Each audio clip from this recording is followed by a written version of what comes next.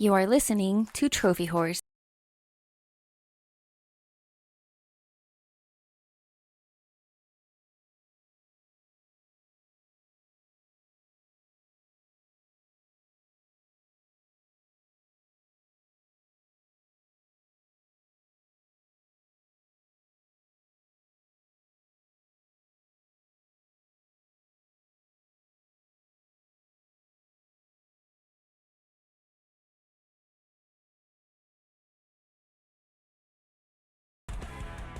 Hello, everybody, and welcome to Trophy Wars. This is a big episode. This is episode 500. I'm your host, Tricky Mick. Alongside with me, the man, the myth, and the legend, it's Alex. You know, when I was getting all this set up and making sure the microphone worked, I completely forgot to bring something interesting to say here at the beginning. So just thank you all for being here. He brings the awesome every week. It's I yield to no one. Well, it wouldn't be episode 500 if we didn't start off late. He is the whore, or the killer turned whore. It's Troy. The business is back. I love the fact that my wife is still in the intro, even though I am no longer in the intro. That's kind of great. Dude, do you know how long it takes us to actually update the intro? We could have used that intro like 5 years ago. That's great. And he's the man whose camera keeps turning off. It's Donny. What up, dope people? I'm always just playing around, messing around. Donny, listen, it wouldn't be a Trophy Wars episode if we didn't get this in. I love the fact that, like, if somebody's looking at us on Twitch right now, you are completely black. Yeah, I know. I got to get out of this light. What's up, guys? Wow, we have made it 10 years of episodes, 500. Everybody here has had a major part in the success of Trophy Horrors. Troy, it's been a long, long time since you've been here, dude. We're very happy to have you back. Yeah, it's great to be here, guys. Seriously, been too long. Lots of stuff going on. Just a lot of changes. But yeah, no, it's definitely good to be here to celebrate 500 with y'all. And he's wearing the hoodie, which none of the rest of us are, I don't believe. I think that was the last time. Excuse me? Oh! All right, Ben is as well. Oh, no government names! People know his name by now. And Donnie, I just got to say, I'm very grateful that you're not recording from McDonald's this week.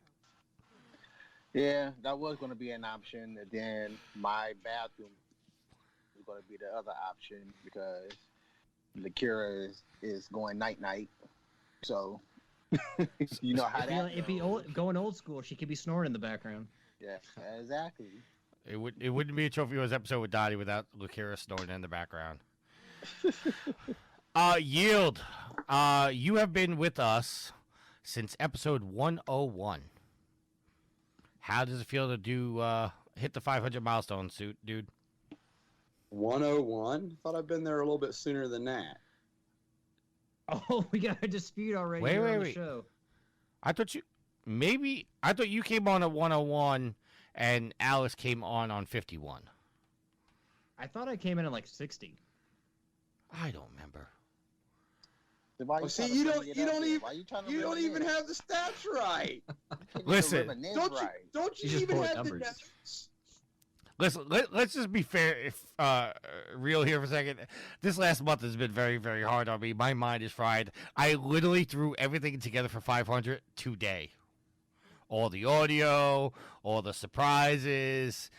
I made the agenda literally 5 minutes before we were supposed to record.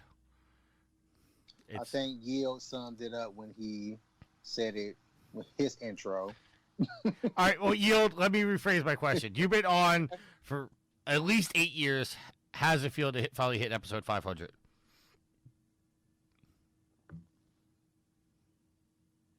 He's deep in thought. Speechless. This is going to be very, very monumental because he's deep in thought right now. Or is he frozen? Yeah, it feels just like another episode. Wow. He was frozen. Alex, I broke the internet. Alex, you have been with us for over 8 years as well. Although you did take some time off to record "The Floor Is Lava." Don't think I forgot about that podcast. how's it feel to I've paid finally you hit? back, man, by helping carry this podcast while you need to be off air. Yeah, for years and years. So yeah, it's hitting. It's been hitting that mark where I had to take some time off. But let's do the show proper. It would not be. I guess you don't care about how I feel. Yeah. You don't even want his opinion? I just asked him. Yeah, you did. You told me. What, You're like, what- you were shitting on me. You're like, oh, you were on the floor as lava. Blah blah blah. Oh, I'm sorry. Like, I forgot. Alex, how does it feel to finally hit this monumental episode? I'm glad we can actually finally record it. No, I mean, like, what did we do 400 in 2017? It feels like yesterday. Well, everything feels like yesterday. The Sandlot coming out in theaters feels like yesterday when you get to a certain age. But, I mean, it feels good to finally hit this milestone. And this is something that I don't think a lot of, like, podcasts can say, that they made it to 500 episodes. In fact, none of the podcasts I listen to are, some of them are close, but none of them have eclipsed 500. So I think we've definitely hit a significant milestone by doing this as many times as we have. And as Jeff, well, I'm jumping ahead. Yeah, But you are. as people have mentioned, we've probably actually done more than 500 episodes total. Well, yes, we have. And before we get started proper on the episode, our friend Jeff Hanna did send in a video for us. Epic. No, not just a video, an epic video. So people that are watching this on Twitch or on YouTube, you're gonna be able to see it. I'm gonna have to pass the audio in later.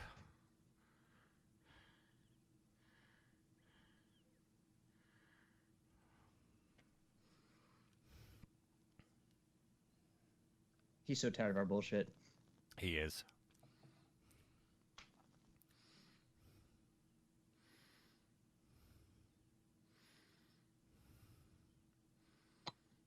Cheers, Jeff. Why 500? Like, you want an award for I did almost a decade worth of work on weekly shows? Shouldn't this be the 520th celebration? 52 weeks in a year? Of course, the way you put out episodes, you probably actually have done 10 years of work 5 years ago, and you're still just catching up. But, hooray. Here, have an achievement, because I'm not baking you any damn cookies for this. So we're going to do this again at 1,000 or 1,040 to get you back on track.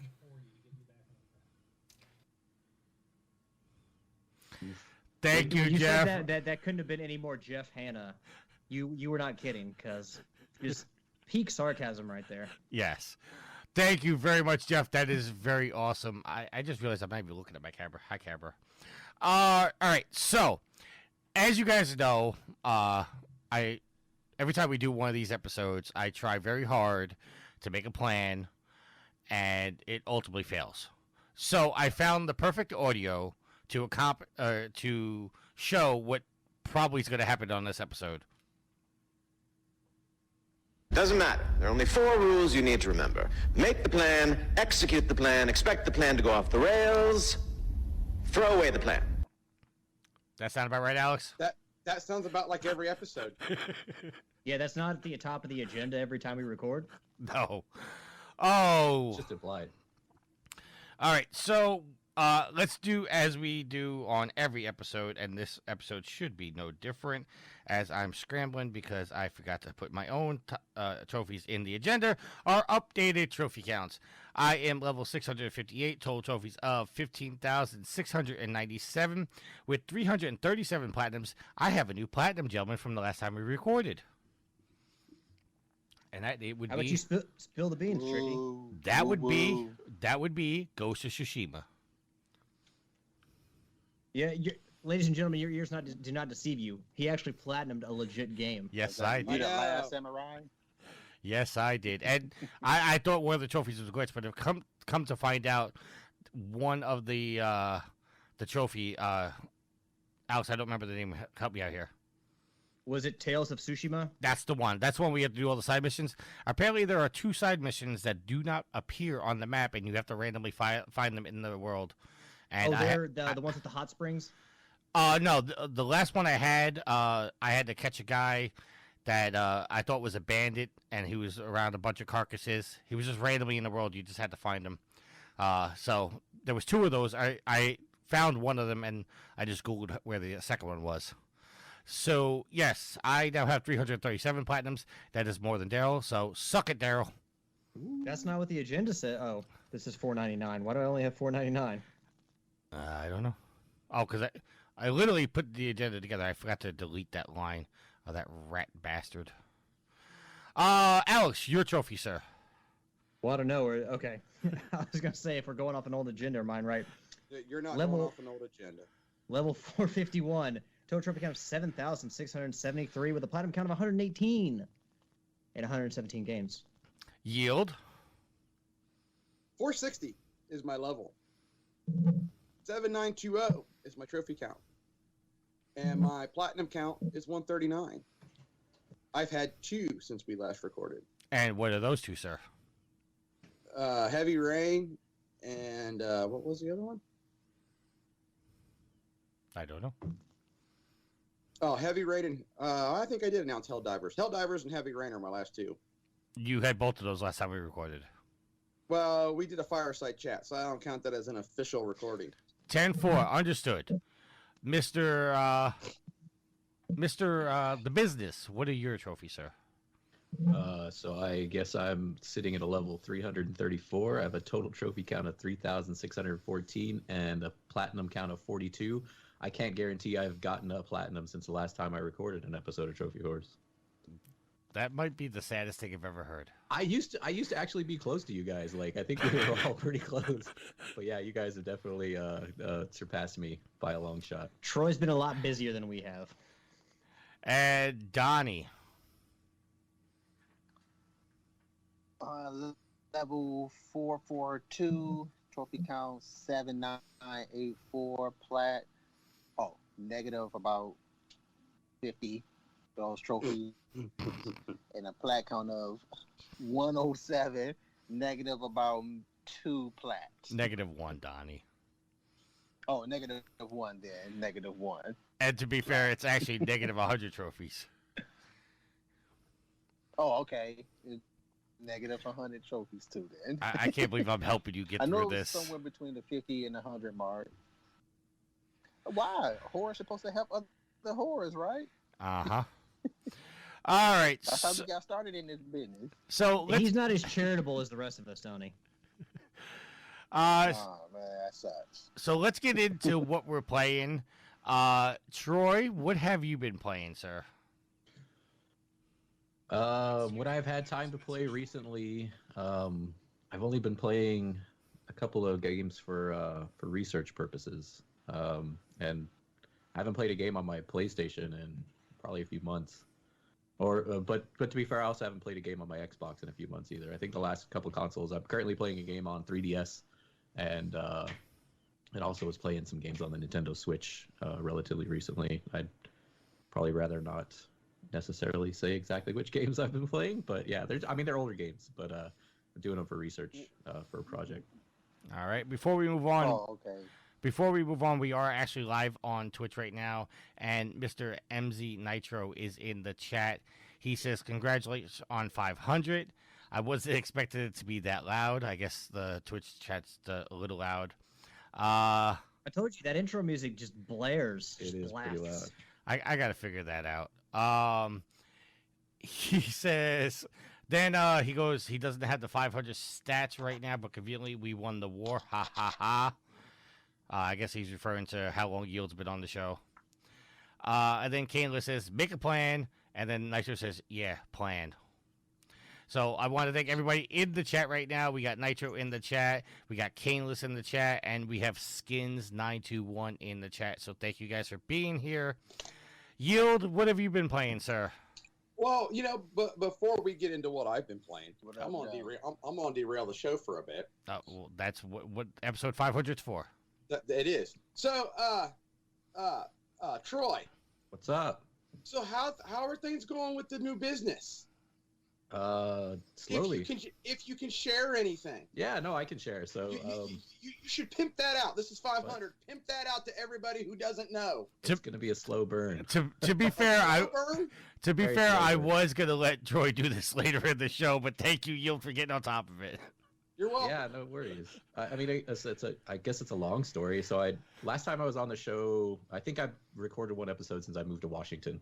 But the last real episode I was on that I can remember I think it was 300, when Donny was recording at McDonald's, and I was living in Las Cruces, New Mexico, going to school.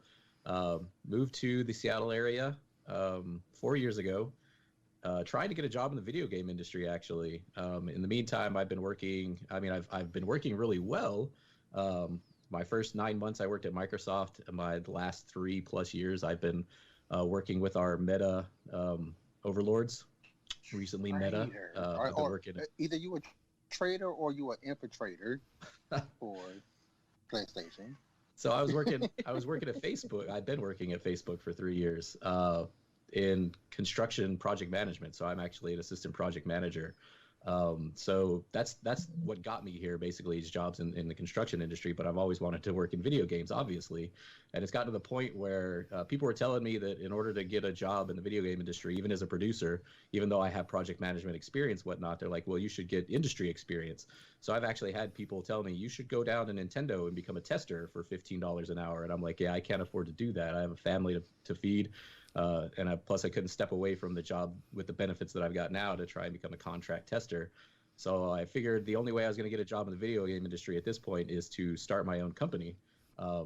And since I have an MBA, I understand the business aspect better than anything. So I started working on learning how to program and work in Unity and everything like that. But one day I had a revelation that everything that I'm doing, investments that I'm making to learn how to make video games, if I had a business, that's a tax write-off. So I went ahead and a few months ago, took the leap and started my own game studio. So Acid Rain Studios is the name of the studio. But like I said, it's going to be a slow burn. I'm still learning how to make video games, much less actually making anything. So it may be a little while before anything actually comes out of the studio, but I'll definitely keep everybody updated on the progress. Hey, Troy, when you start making games, first of all, make sure we can play them on the PlayStation, but also make sure for some of us that the trophy list is easy, so that we can get that platinum. Maybe I'll bring y'all in as consultants on the trophies. And make sure we can get the review copies. There you go. I'll need beta testers before I can even send out review copies. So Hey, I will beta test any game you need. Tricky's used to playing some broke-ass games. hey, there are beta rewards for that. Listen, I got the platinum in Goat Simulator. If I can get past Goat Simulator, I can get past anything Troy makes. Ooh. Oh, that's a challenge. Ow. No, hold on a second. Maybe that came out wrong. I meant Troy would never make anything as broken as Goat Simulator is what I was trying to say. There you go. That's what I was trying to get to the point. There, Tricky. I wouldn't count your chickens before they're hatched, though. I'll probably be making some real broke-ass stuff for a while. All right. So yield. Troy, just as long as you can stray away from the remakes, you all can in my book as a designer, a studio company. I can't guarantee that. I mean, there may be some money in remastering some games at some point. I did say unless. You got mouths to feed, bro. I'm gonna take whatever work I can get. Contracts out there for up and coming. I gotta build a reputation. Get some remasters here. No. If you remaster Psychonauts, Donny will buy it then. Nope, already played it with trophies, so I don't need to remaster it. All right, yield. What have you been playing, sir? Playing some Helldivers, helping my buddies get some difficult trophies. Rocket League on Thursdays, of course, Heavy Rain, and Far Cry 4. I think that's about it lately. All right, Mr. Alex. So after getting, it looked like I surprised you there. I was dozing out. I was just listening. I was deeply engrossed by what Yield was saying, so I was just deep in thought there. After beating Alan Wake Remastered, get the Platinum Trophy in that, and finishing out the DLC, I started playing Little Nightmares, which I talked about a little bit on our fireside chat last time.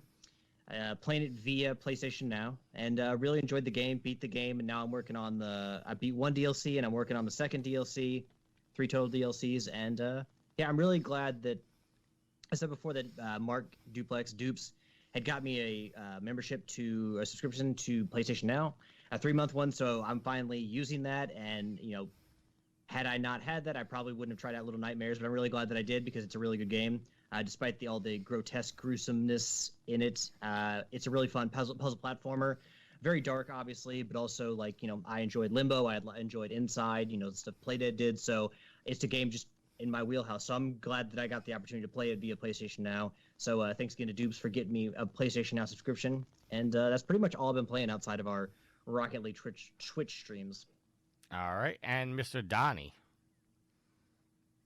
I've been playing some. Well, last time I think I recorded recently. I was playing Days Gone.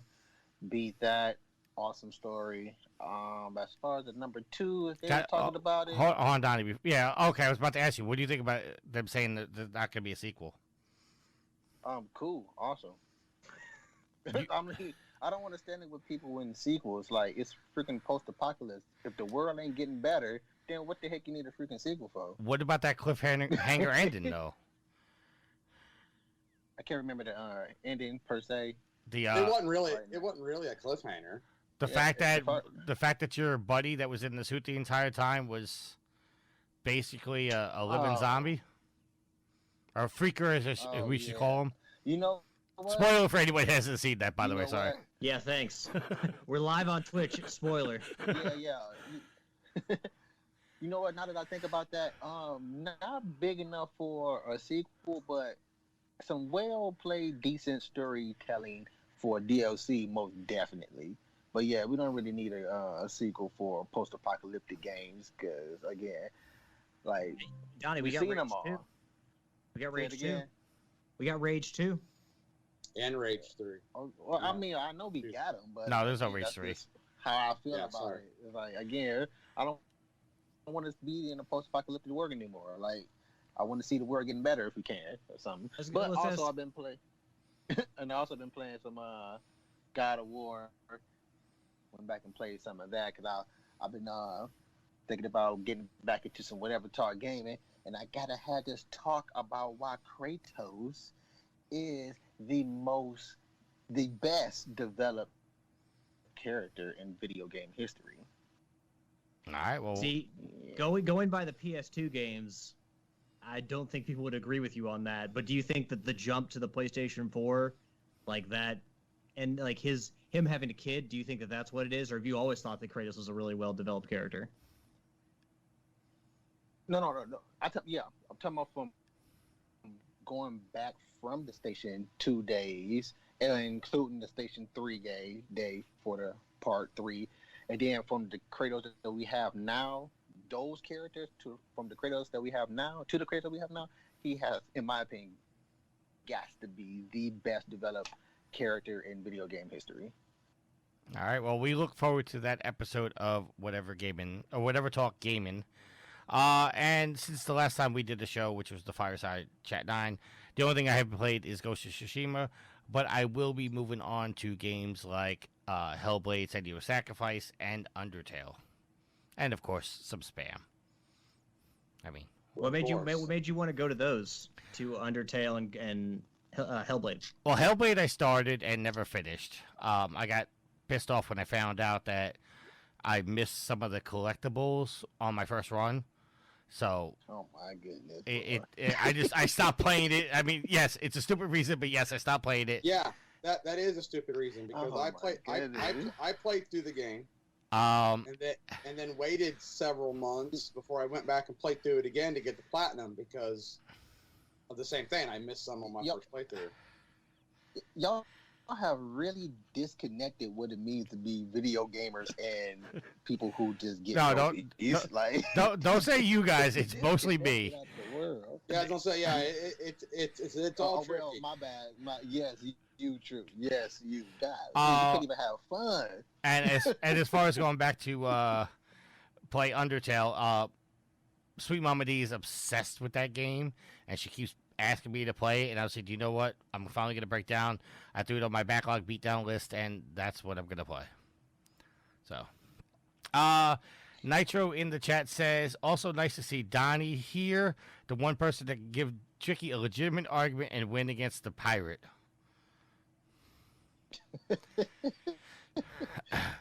Thank you. I appreciate it. The champ is here. The champ is here. All right, so let's get into some of the congratulations people have sent in. The first one is from Daryl. What's up, guys? This is Resident Daryl. I wanted to congratulate you on 500 episodes. That is a great milestone, a wonderful achievement. I wanted to say you're welcome for all the times that I guested on the show and helped propel it to the number 500. All the times that I bailed Tricky out of his trophy slums and pushed him back into the fold because, let's be honest, if it wasn't for me, he would have given up a long time ago. So thank you guys for providing a great show that I enjoy listening to each and every week. And yeah, 500 episodes. That's awesome. And technically it's been more than that because, you guys have done tons of fireside chats and things. So that is quite an achievement, very good. And I look forward to many, many more episodes. But I can't get on here and say all these nice things without leaving you with one small piece of criticism. And that is that you still do not read my trophy count on the show as you should. I think that everyone in the community agrees that Resident Daryl's count should be read. So therefore, I'll go ahead and give it to you guys. I'm a level 649 with a total trophy count of 14,485 trophies with a platinum count of 330. You're welcome. I just want to state that he's more than 1,000 trophies behind me and 7 platinums behind me now. But here's the thing, though. You got to admit, he's kind of right about something, is that his competition and him being there is what's pushing me. It was the catalyst to get you to the point where you have as many platinum trophies as you have. Because if Daryl wasn't that competition, then, he's probably right. You wouldn't be as gung-ho about it. Yep. You're not trying to catch CJ, obviously. No. He's your muse. Daryl is your muse. Naruto. All right, let's get into... more in your case, you're his Joni to... Joni to his... Yeah. You don't know Naruto. No. No, I don't. We don't watch garbage anime. But also, I always wanted to say... about Daryl, he sounds like a more sophisticated Stone Cold. All right, so let's get into our topics. Every topic that we have a news article for is based on trophies because you guys asked us to talk about trophies, so we're going to spend episode 500 talking about trophies. Our first article is coming from GameRant.com and is written by Allison Stolberg. The title is 10 console games where it's almost impossible to get every trophy achievement. Now I'm going to list these games, and as we say them, just let us know if you have it, don't have it, want to get it, or it's such bullshit that you can't get it. All right, so I can't wait to talk about the first one that popped up. The number 10, we all know that Donny already has this platinum. It's the Metal Gear Solid 4 Platinum Trophy. The article. I got it too. Oh, yeah. I only have 42 plats, but this is one of them. Really? Okay. Yeah. The article says the Platinum Trophy is one you get if you got every other trophy in the game. Obviously, for Metal Gear Solid 4, Platinum, it was near impossible due to a number of difficult trophies that the game had. A major one was unlocking all the game's weapons. While that may seem simple at first, players realized it was incredibly hard since they had to collect all the emblems, which had requirements of their own. The most difficult emblem was the Big Boss one, which required players to play on the highest difficulty while not killing any guards, not alerting any guards, not using items, having continues, and not having to do it all in 5 hours. This way crazy, especially the cutscenes are so long. So obviously, Troy, you said you have this one. Oh wait, Donnie's got his hand up. Sorry. Donnie had his hand up. Donnie, go ahead. Oh no, I was waving like, man, they chumps. They some weakness. Go, Troy. You go. Yeah, no, I go. It's been a long time since I got this plat, but yeah, no, I was really proud the day that I got it. The Big Boss emblem was a little tough, but I mean, got it done.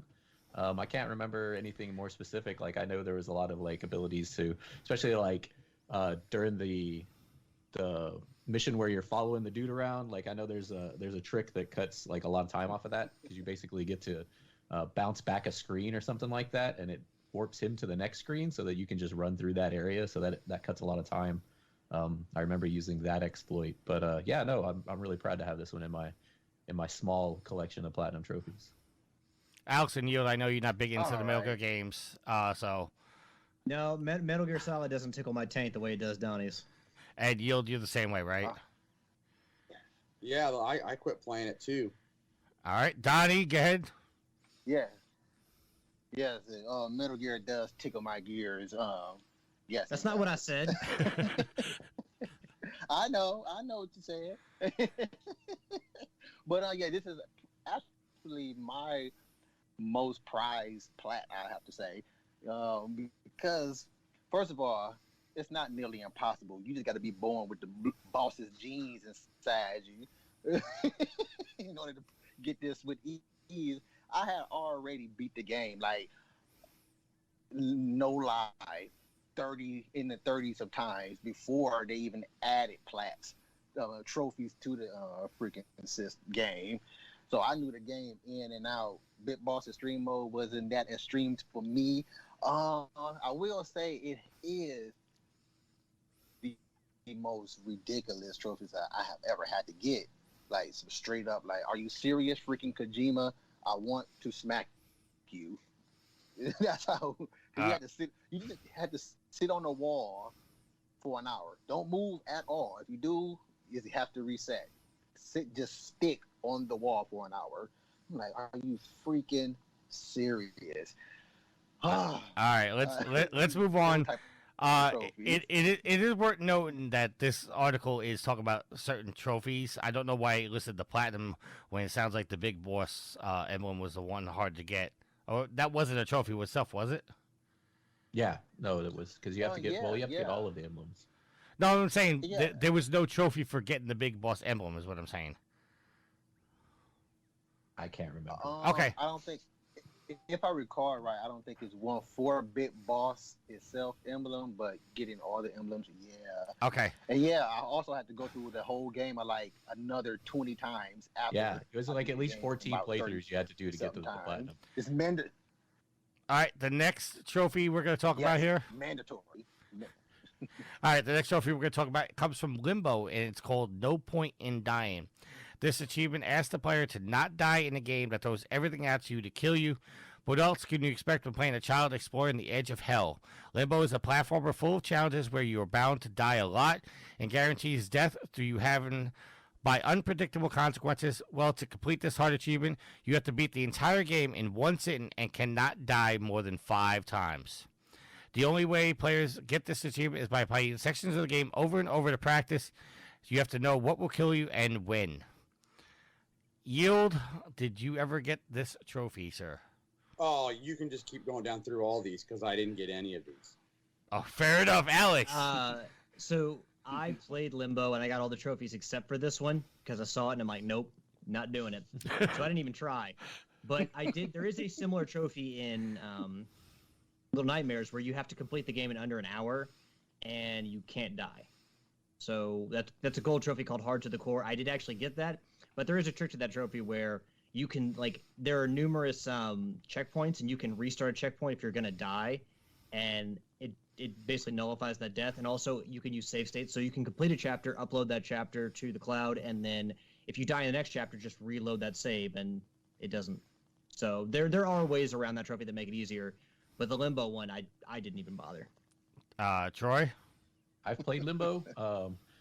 I played it a long time ago when I was in Las Cruces. Actually, just recently, though, I watched one of my kids play this game, and yeah, I could see this one being a huge pain in the ass. Donnie? I mean, the freaking game itself is a freaking pain. Yeah. I think I should get Play an the game achievement no for more just than 5 reading. minutes. I think I should get an achievement just for reading the article because it has a big ass spider in it. That giant spider, yeah. You can only see half the spider, so It doesn't matter. It's what you don't see that kills you. All right, number 8. I am proud to say I have this trophy. Rock Band 2, the bladder. You're a damn fool for having this trophy. The Bladder of Steel Award.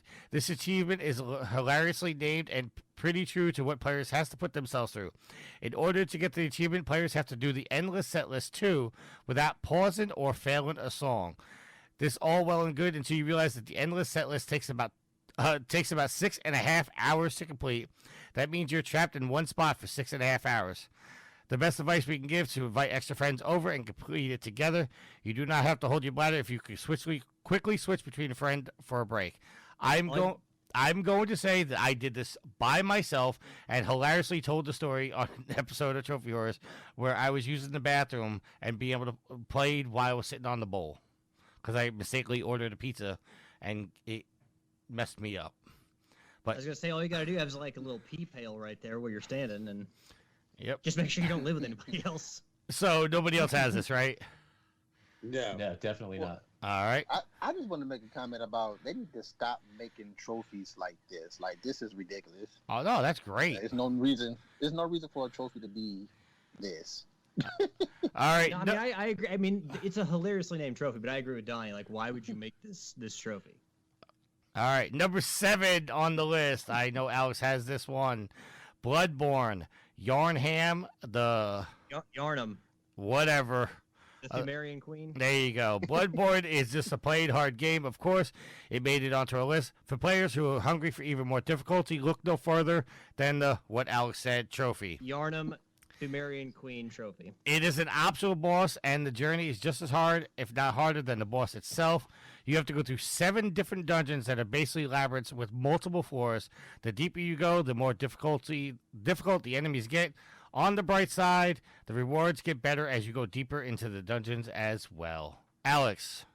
Yeah, any of the frustrations I had with this game were much worse at the beginning because as you go on, of course, you get stronger, you get more capable, and you learn the systems and you learn how to fight. So towards the end, I mean, the game was never easy, but like Tricky said, I have the platinum trophy, so I wouldn't say, and I know a few other people in the community have it as well, so I wouldn't say this is an impossible trophy. I think that's overstating it. Very hard game, yes, and you have to put in the effort and the time to get better and get your character stronger. But it was weird because the things that I found out hard about this game were not what other people found hard, because everyone always mentions in the old Hunters DLC that the final boss, the Orphan of Kos, is one of the hardest bosses in video games. It took me like 5 times to beat. And I had far more trouble with Ludwig the Holy Blade, which was another boss from that DLC, than I did with the Orphan of Kos. So it's kind of weird that how people's experiences can differ with the game and how one boss can be harder for other people and then you struggle with another boss. So, but I don't remember anything particularly hellish about this. I mean, very hard, very time consuming, but as far as like a list of nearly impossible trophies, I don't think so. I don't know. I don't think it belongs on like I don't know. I feel like if I can get the trophy, then almost anybody can. So I don't know if it belongs on the list. All right, Troy, you ever try this? No, I actually haven't played any of the Souls games, style games. Don't.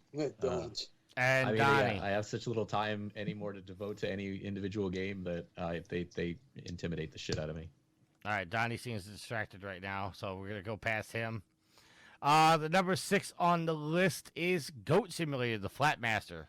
Don't be skipping me, fool. I called you out. You were looking left and right. I'm skipping you. We're moving on. I do have this trophy. I don't care about the game anyway. Goat Simulator. In 2013, an incredibly difficult app called Flappy Bird was released. It was a sensation for a while due to how hard it was, and then quickly forgotten about. Well, Goat Simulator didn't forget. This achievement requires you to find the Goat Simulator spoof version of Flappy Bird. Yes, it's a game within a game, and the physics made it impossible to complete. This achievement asks you to score 10 points in a spoof game. Amazingly, 10 points is actually a lot to ask for, and it's a lot more difficult than the infamous app is based on. I can tell you 1,000% I wanted to smash my controller getting this, and not only did I get it once, I got it twice. Hey, why somebody want to be playing Goat Simulator anyway?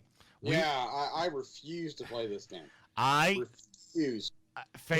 Tricky wanted us to play this for the war. Yes, that would play the original war. The first war, yes. Yeah, which I have to point out that I did not double up on any games during the war. Fair enough. Troy, did you ever decide to try to play Goat Simulator? I have not played a Goat Simulator. Donny? Eventually. Donny? Not yet.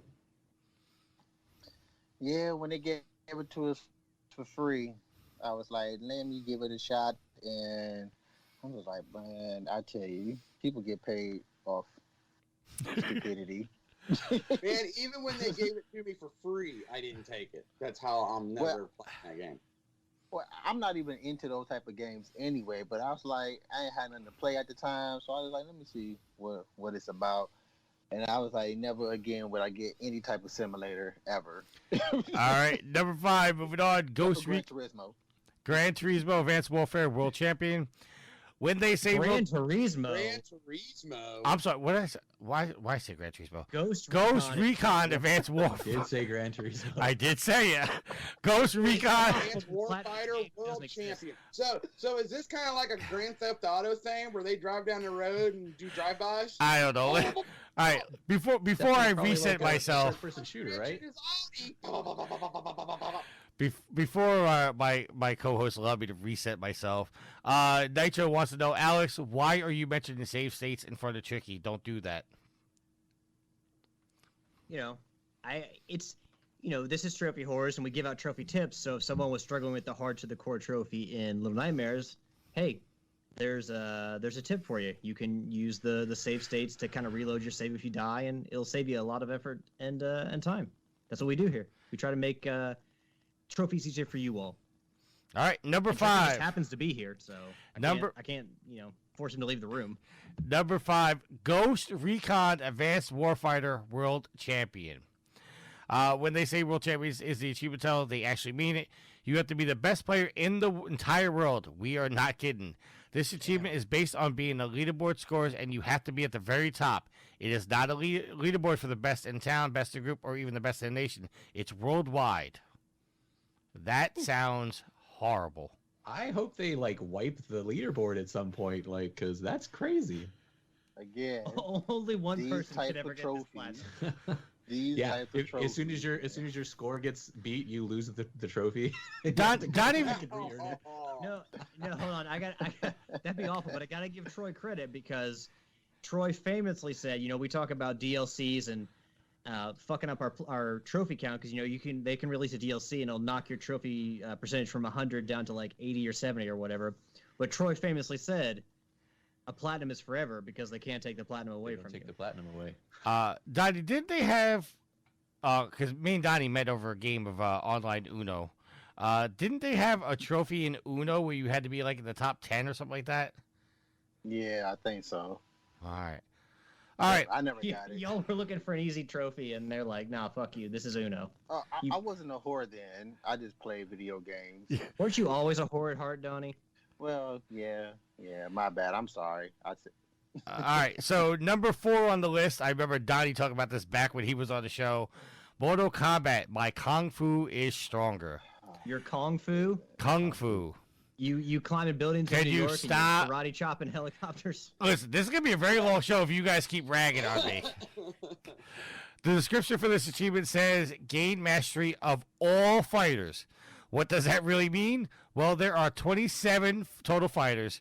Each of them, you have to get 100 victories, 100 fatalities, 150 x-rays, spill 10,000 pints of blood, and play as the character for a total of 24 hours. So if you want this achievement, you really need to be loving playing the game because 27 characters times 24 hours means 648 hours of gameplay. There are players who have cheated to get this trophy, but even if you cheat your way through, it's still a huge time investment. Donny, did you ever get this trophy? I didn't even make an attempt to get the trophy. It was that's the dumbest trophy. Out of all these trophies, that's the dumbest one. I'm not about to sit here and play with one character for 24 hours when each round is roughly around, 30, 40 seconds? Mm-hmm. Good night with that. And this is one of those if you this is one of those games you have to be so invested in you have a certain sports game you really like. It's I play Madden and that's the only game I buy and that's the only game I play all year until the next one comes out. This is that where it's Mortal Kombat is my only game and that's the only game I'm gonna play and I'm that's just how you have to live if you want to get that trophy. You gotta also minus girl, minus kids, minus life period. Number 3 on this list is Demon Souls, the Soldier's Trophy. This trophy is hard for some of the same reasons as Metal Gear Solid 4 Platinum is. You have to collect all the weapons and sub-weapons in this game has to offer if you want the trophy. The issue is that a lot of these can only be crafted once you level up several other weapons to their highest, and that is a lot of work. It does not help that this game is just plain difficult without the trophies even involved. Donnie has stepped away. Anybody tried this trophy? I'm still here, chump, man. I'm looking at your ceiling, sir. Disembodied voice of Donnie. You've been staring at his ceiling for how long, and you finally just noticed that the camera is angled upward to his ceiling? I was staring at him before. All right, number 2 on this list, Dead Rising: The 7-Day Survivor. To get this achievement, you're going to be under a lot of stress. You have to play Infinity mode, and that mode makes your health bar gradually lower, and you have to eat food to replenish it. One issue, though, food does not respawn. This is where the most of the stress comes in, because you need to stay alive while killing enemies with the hope that they drop food. Also, you cannot save the game, and this takes about 14 hours to do. So I never got this. I never played the original Dead Rising. I did get the Platinum Trophy in Dead Rising 2, and after playing that and getting the Platinum, I decided I'm never going to play another Dead Rising. Because the concept is great, but like what they put me through to get the Platinum Trophy is fucking ridiculous, and I hated myself for playing that game for the Platinum Trophy. So I just decided, all right, well, fuck Capcom and fuck Dead Rising. All right, anybody else ever try to get this trophy? Negative. Yield, I know this didn't skip you. You're fucking smart for not trying. All right, and number 1 on this list is The Shadows Rushed Me. This achievement is only completed if you beat the game in a tight time limit in one sitting without a single save or death.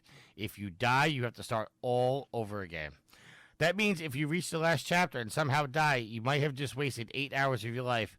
Now that is an understandable moment to rage quit a game. This is from Max Payne 3 also. Yes. Just so people know what game we're talking about. I'm sorry, I thought I said that. No, you're good. That's one of those trophies you read and it's like, well, I'm not getting this because I'm not trying this. Although Donnie did get the hard to the core trophy from Dead Space 2, which I don't know how the fuck he did that. By being freaking a beast and hard to the core. Being hard to the core. That's Just true. right in the name. Fucking hardcore Donnie. All right. My second most beloved trophy, Platinum. Well, yeah, because most people don't have that Platinum. Whoa, Alice. I saw. What? The camera. What? I got pants on, Tricky. You don't have to worry about my camera falling. I thought I'm not like you, Tricky. I thought you were turning this to a different online show there a second. No, I ain't getting paid for this, so I ain't doing that here. But no, like the Dead Space trophy, hard to the core, you had to beat that game, and you only had 3 save spots that you could use. Right, Donnie? Yeah, and you most definitely have to choose extremely wisely when you're going to save that game. Yeah, and it was on the hardest difficulty too, so... And it wasn't just what spot to choose to save on, too, because you got to also know how much gear you have on you, how much ammunition you have on you when you got to go make this save. So it's kind of like you want to load up a game with some ammunition to fight back. And, I mean, it was very more strategic than one would think. All right. And before we move on to our next topic, let's hear another audio from one of our listeners. You know what? Troy, I'm going to give you an option. 1, 2, 3, or 4. 2. Hey, this is John. Just wishing you guys and the Trophy Whore crew congratulations towards 500 episodes. A little shameless advice though. I yield. Get a new mic, please. Ugh. And shots fired. Can't wait until you guys reach 1,000. Hoorah! Yoda did not know that was coming. I don't care. I have a new mic. I don't use it. I know. All right. Is that everyone's favorite JT? That was JT, yes. He didn't seem salty about the war, though. Oh, he according to him, he never claimed he wanted to win the war. All right, so our next article is also coming from Game Rant and is written by Chris Little Child. This article was partially posted almost 2 years ago. 10 console games which don't have a platinum trophy or achievement. Number 10, Resident Evil 4. You should get a platinum trophy for beating that game. I expected Donny to jump on that. Donny, they're doing Resident Evil dirty. Well, no, actually, Donny's talking, but he doesn't realize he's muted right now. Oh, man. Oh, yeah, I was talking. But yeah, games like that too, who know for a fact, Capcom know they're wrong for not even putting a plat in there. Period. They just know they're just flat out wrong. All right, number 9, Child of Light. I've never played this. Anybody ever played Child of Light? I have not. I know it's quite popular, but I never played it before. All right, moving on. Number 8, Ratchet and Clank Future Quest for Booty.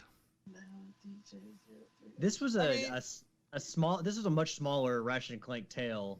Yeah. In the future, the future timeline. So I don't know. This is one that I don't think needed a platinum because it was super short. I mean, nowadays it would have a platinum because they put platinum in every game, don't they? Like every game now that comes out has a platinum trophy. No, it surprisingly no, not everyone. Well, like Little Nightmares doesn't have a platinum, but that game came out in 2017, so I didn't know if now in 2021 that we are guaranteed a platinum for every game that we play. Nope. Yield. What do you think about this not having a platinum? Well, I mean, don't get me wrong. It was slightly disappointing because, you know, someone who's played most of the Ratchet and Clank games, it would have been nice to have been said, hey, I got a platinum in most of them. But like Alex said, it was short. It was supposed to be an appetizer before. It was after Tools of Destruction that it came out, so it was in between Tools of Destruction and A Crack in Time. That was the first PS3 game, right? Tools of Destruction was the first PS3 game, and then this came out the following year, maybe. Yeah, it was supposed to be kind of a tide over until A Crack in Time. It was a lot of fun. It was good, but it was fun. So when we say it was short, we're not bashing it, but also at the same time, I don't think it deserved a platinum trophy or it didn't need one. And I agree with that. If it had been a little bit longer, yeah, you could throw a platinum on it. I really enjoyed it because of we had the space pirates. Captain Slag, and I can't remember the name of the other one. Yeah, I can't remember. Well, there's Rusty Pete and Captain Slag, but then there was another one. Oh, Darkwater was the name of the other pirate that was involved in that. I'll respond to Donnie over here. Donnie, you muted again. What do you think about Ratchet and Clank Quest for Beauty not having a platinum?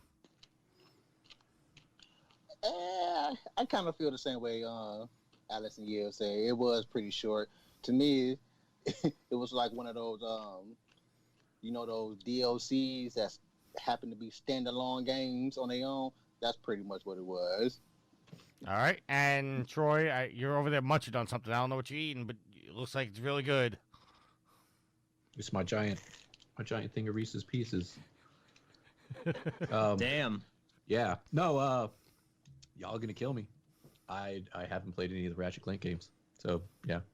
Yep. Just spoken like a true Xbot. Exactly. I don't even play on my Xbox though. All right. Maybe Troy has played number 7 on the list, which is Apex Legends. Surprising this doesn't have a platinum. It's an online game, and I hate online trophies, so I'm all right with this. Yeah. Now that's automatically need to not be in any trophy list. Online trophy. They just started trying to make money off this game. They don't care whether you get a platinum or not. They're just trying to make money. All right. Troy, what about number 6, Devil May Cry 4? I've never played Devil May Cry either. That game need a plat just for a having trophy list anyway. The game needs a plat. It's Devil May Cry. It's too much. It'll be too unstylish, as Devil May Cry would say, to not have a plat in it. Was that one particularly hard, Donnie? Devil May Cry 4. If I recall right, that's the one with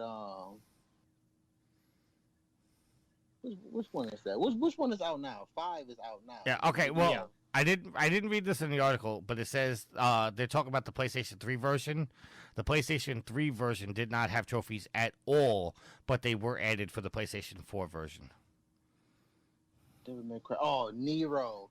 Yeah, that's the introduction to Nero. It was alright. I didn't care for Nero too much until later into the game. All right. Yield, did you ever play Devil May Cry 4? No. No interest, or Pretty just... sure I downloaded the demo and got my ass kicked by the boss at the end and decided not to play the game anymore. You just don't have an interest in the games, or just never got around to it? Okay. No, don't have an interest in them. All right. I will say, and this is gonna piss off Donny. Well, maybe not piss off Donny, but he might get a little heated about it. I don't be getting heated like y'all be saying. The Capcom Devil May Cry were kind of not my thing, but the Ninja Theory DMC Devil May Cry, I did enjoy that. That sounds like what a chump would say. I knew I was gonna get something out of Donny for that. It was a good game. I understand if you're coming from the Devil May Cry franchise and you're used to Dante looking a certain way, because let's be honest, people hated the way Dante looked in DMC. That's what they got all upset about. It was a good game, though. It was a fun game. No, I said it also. I said the gameplay was off the chain. It was Devil May Cry all the way, and a good one. But the story, that was it. The story sucked. And yeah, what they did to Dante, what they were trying to do, I don't know if they were trying to revamp the series and to go somewhere else using that Dante. But yeah, they needed not to do that. It didn't go nowhere. Yeah. All right. So for the people watching on Twitch, this is gonna get a little freaky. Dottie's phone is about to die, so I'm gonna have to swap him out live. This is gonna be an experiment. See if I can pull this off. But hopefully, Yield. You played. Oh shoot. Uh oh. No. I'll still be on this camera. I mean, I'll still be on Skype. I'm using this for my headphones to hear you. Oh, so I don't need to change out the camera. Yeah, so just invite Lakira in, and I'm just gonna swap out the phone. But this camera here is gonna still stay here. 10-4. Good news. Yield, hopefully you played number 5 on the list, Sonic Mania. No. Yield, I'm trying to get you involved, sir. There is not a game series that it could be released to less fanfare. This is your celebration as well, and you just sit there like, nope, I haven't played that, this. I told you, I looked at this list, and I'm just like, okay, there's nothing for me to talk about on pretty much any of these lists. I don't know. Even people who grew up with Sonic at this point, I don't know how there's still excitement for the Sonic franchise. I'm trying, Yield. I'm trying, buddy. I know. It's so... Sonic is so damn boring. I concur. You know what? I tried. Remember when on Station 3 when they tried to bring Sonic back again? You're not talking about the werehog, are you? No. I'm talking about when they tried to bring Sonic back to his roots with Sonic 4 with episodic episodes. And I didn't play it, so I don't remember it too well. Okay. All I remember is Sonic was had a love affair with some woman. They're trying to give him a storyline with a human woman. That's like bestiality and yeah. But yeah, on Station 3 they tried to bring Sonic back to his old school roots with the 2D side scroller and call it Sonic 4. And all it was just Sonic 1 just remade all over again in 4 different episodes, or a splice of Sonic, all 3 of the Sonic, the number Sonics 1, 2, and 3, a splice of all that together. And I only bought 1 episode just to see what it's about, and that's exactly what it's about. It's not fun no more. All right, let's try again, Yield. Number 4, Journey. I have it. I haven't played it. Oh, that one's actually a good one. I haven't. Yeah. Haven't played it either. Oh, you can't give shit to Yield for this time, can you? Well, listen, I'm not trying to give him shit. I'm trying to get him involved. He's just like, I haven't played this. I haven't played this. I haven't played this. So Journey is a really good game. It's one of those that I don't think it needs a platinum, because it's more, when you play that game, it's less about the trophies and more about the experience of getting through it. It's about the journey. Because that game company definitely no pun intended, apparently. The way they built that game, it's like, it's not as gamey as a lot of other video games, but it's like a journey that you go on, and that's kind of sounds like a stupid, simplistic way to put it, but it's about you getting to the mountain It's about your journey there and the feelings along the way. It's less about the game aspects of it and especially the trophies of it. So this is a game that doesn't need a platinum trophy. Having trophies is nice, and earning trophies within the game is nice, but the game is not about earning trophies at all. All right, Troy, I have to ask because I have weird things in my eyes. Is the rack over your right shoulder, is it curved going up? Yeah, it's curved. Because I thought it was looking through like a fish. Time. Like, I'm looking at it like a fish bowl for work, and they look over my shoulder, and it makes it look like I got like a fisheye camera. Yeah, so, like it curves like this. Okay, thank you. So you're good. I thought that was my eyes. All right, number 3 on the list, Outlast. See, you should have been like, yeah, man, that thing's perfectly that's straight. I don't know what's wrong with you. Number 3 on the list is Outlast. Who we outlasted? I figured Donny played Outlast. Most of their podcasts at 500 episodes, I say. That's what she said. Outlast is first person, right? Yeah, it's like a horror game. Yeah, it's horror, but it's first person. That overrides me not wanting to play it more so than it being horror. Unless it says Resident Evil 7 on it, right? Exactly. And or Until Dawn. You better play Until Dawn, Donny. Well, yeah, I got the plat in that too, but that was different as well. No, I mean Outlast was an exception. That was an exception. Outlast is generally on most, like, when it comes to horror games, it's usually pretty well regarded in that community. Like, when it comes to horror games, people usually talk very appreciatively of Outlast, and so it seems like it's a really good game. So I'm surprised. I've never played it, but I'm really surprised that it doesn't have a platinum trophy, because it's also a more recent game too. Indeed. Sorry, still trying to get Tyson's situated over there. I know. I'm trying to search for you as well. It says it's unavailable. Number 2 on the list, Trials Fusion.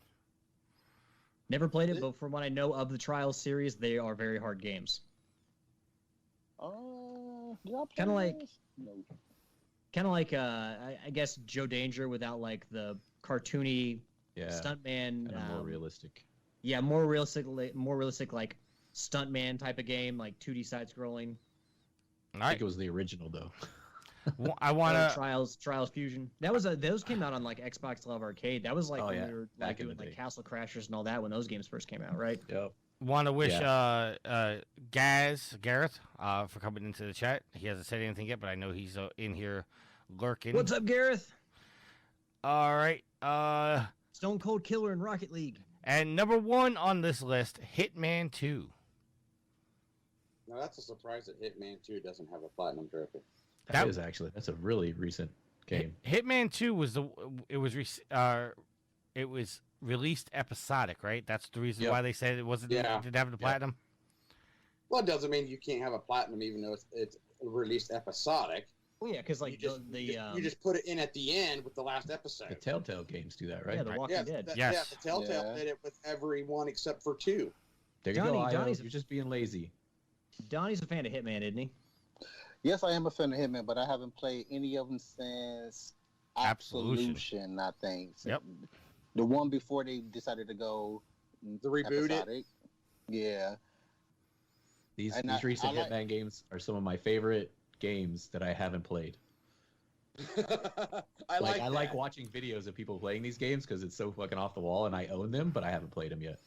All right. I'm going to call an audible here, and we're actually going to do, because we have 3 audio questions for our topic of the week. I'm going to throw them in the mix, but before we do that, let's hear from another one of our listeners. Alex, 1, 3, or 4? Well, Trophy Horse is number 1, so let's go with 1. Hi, it's your girl BC Rowe from Black Compat, and I just want to send a booming congratulations to Tricky and team at Proven Gamers for reaching 500 episodes on the Trophy Horrors podcast. Getting to this point takes a lot of passion, effort, work, consistency, dedication, and you guys have that.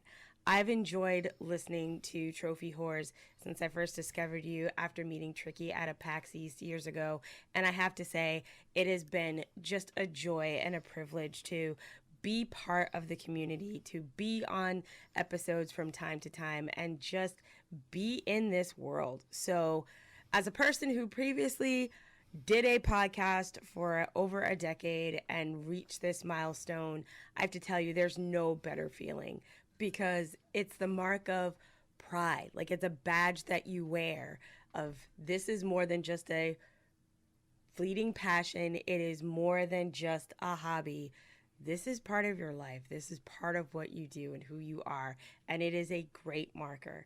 So again, on behalf of myself and the entire BC crew, we just want to say congratulations on episode 500. And we're really looking forward to the next 500. Thanks, Ro. It takes passion, dedication, definitely right. And also the host dragging each other. 2 recordings when necessarily we don't want to record every single week. Yeah, team effort. All right, so it is a team effort. Yield. Yo.